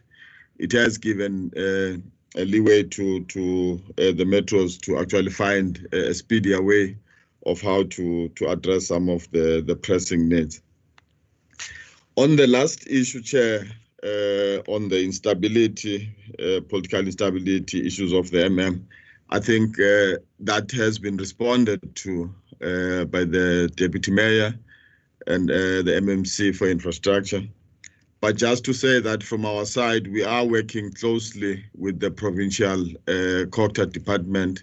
We have actually asked for a comprehensive report on the state of the municipality. We had yesterday an engagement. The Deputy Minister, Dow, had an engagement with the MEC to also look at the state of this municipality. So we will continue to work with the province in the monitoring of developments, and hopefully that the next council meetings will be able to address some of the pressing issues around the election of a mayor and resolving the issue of the municipal manager. Thank you, Chairperson. DG4C, over to you, Minister. Thank you very much, Chair, honorable members, and the Deputy Mayor and Acting Mayor and all the members of the delegation from the Nelson Mandela, all the councillors.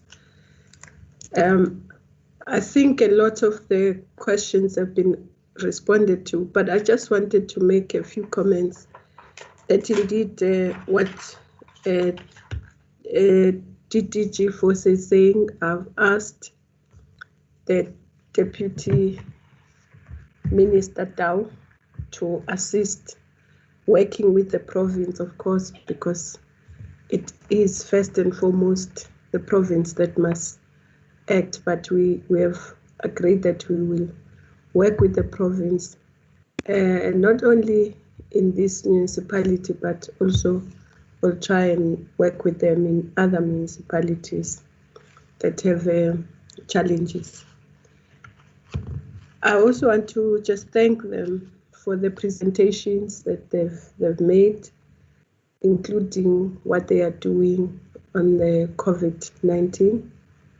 But of course, the COVID-19 does mean that there has to be a very agile council that is able to act quickly, not just in the drought issues, as Dr. Dow has said, but COVID needs really a lot of agility.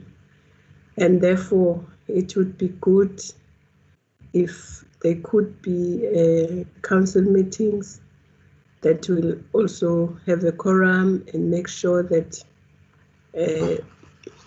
the outstanding matters are addressed.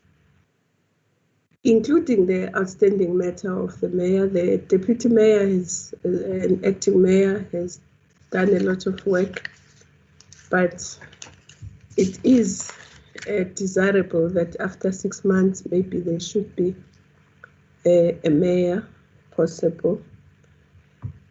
And also, we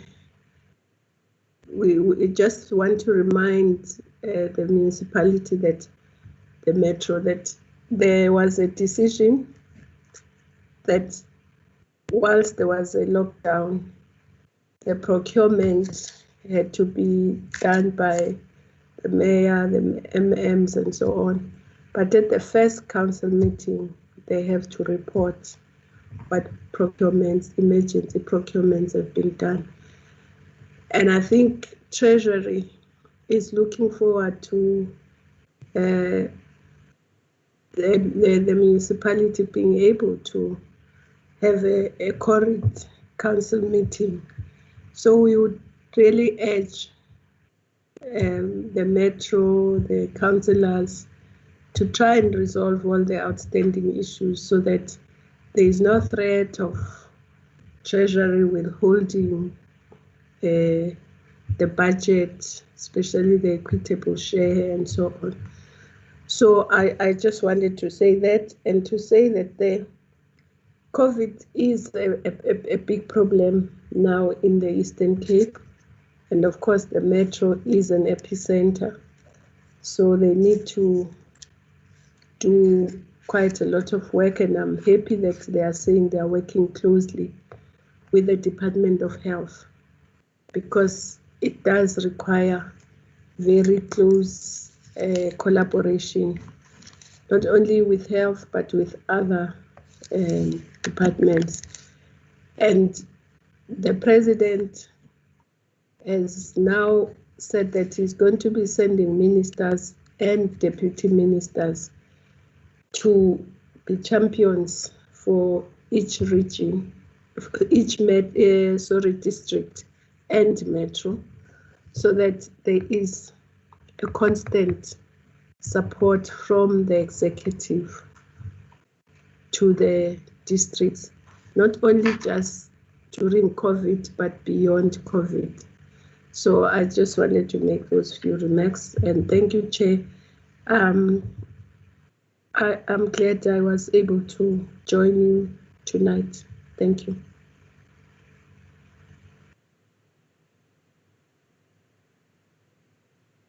Thank you so much, colleagues. As we have indicated, colleagues from the Metro, we know you are the leading COVID-19 hotspot in the province.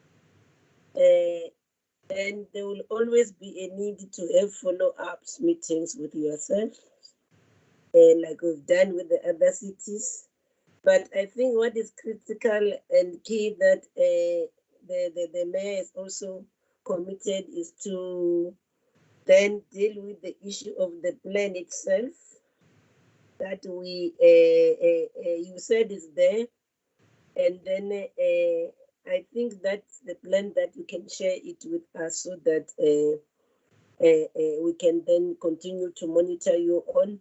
But nevertheless, we want to appreciate the efforts that you are doing, as the minister has said, in fighting the pandemic.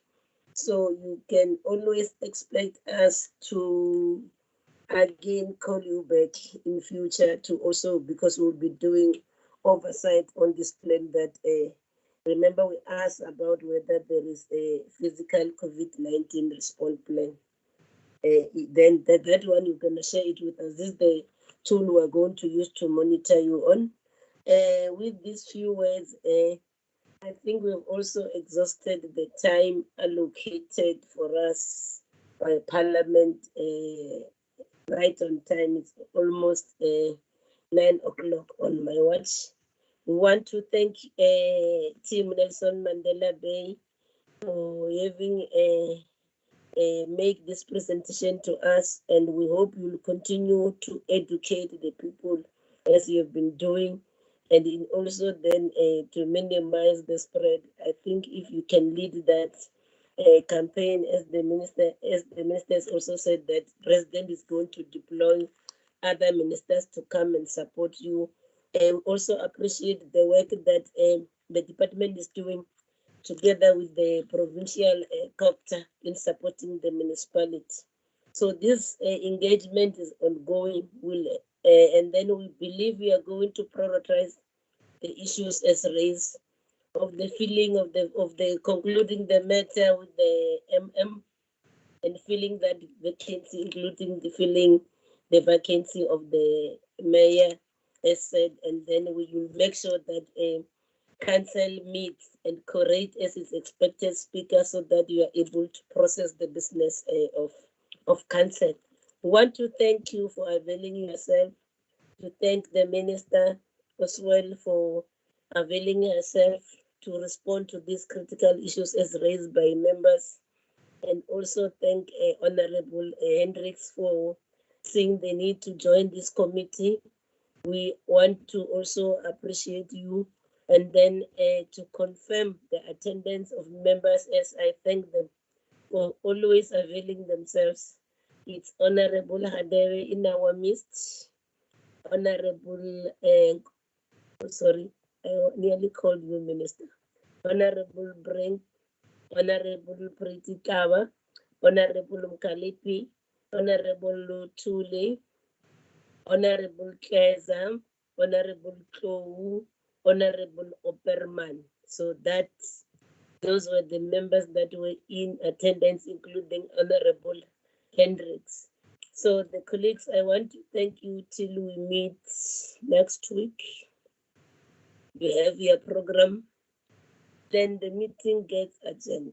Thank you so much. Thank you. Thank you. Thank you, Chair. Thank you, Chair, and thank you, honorable members, and thank you, Nelson Mandela.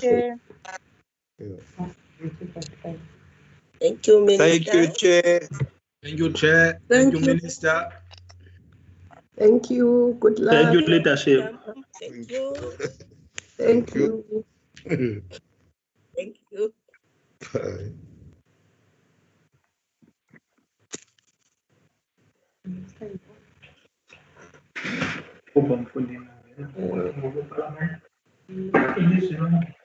Thank you.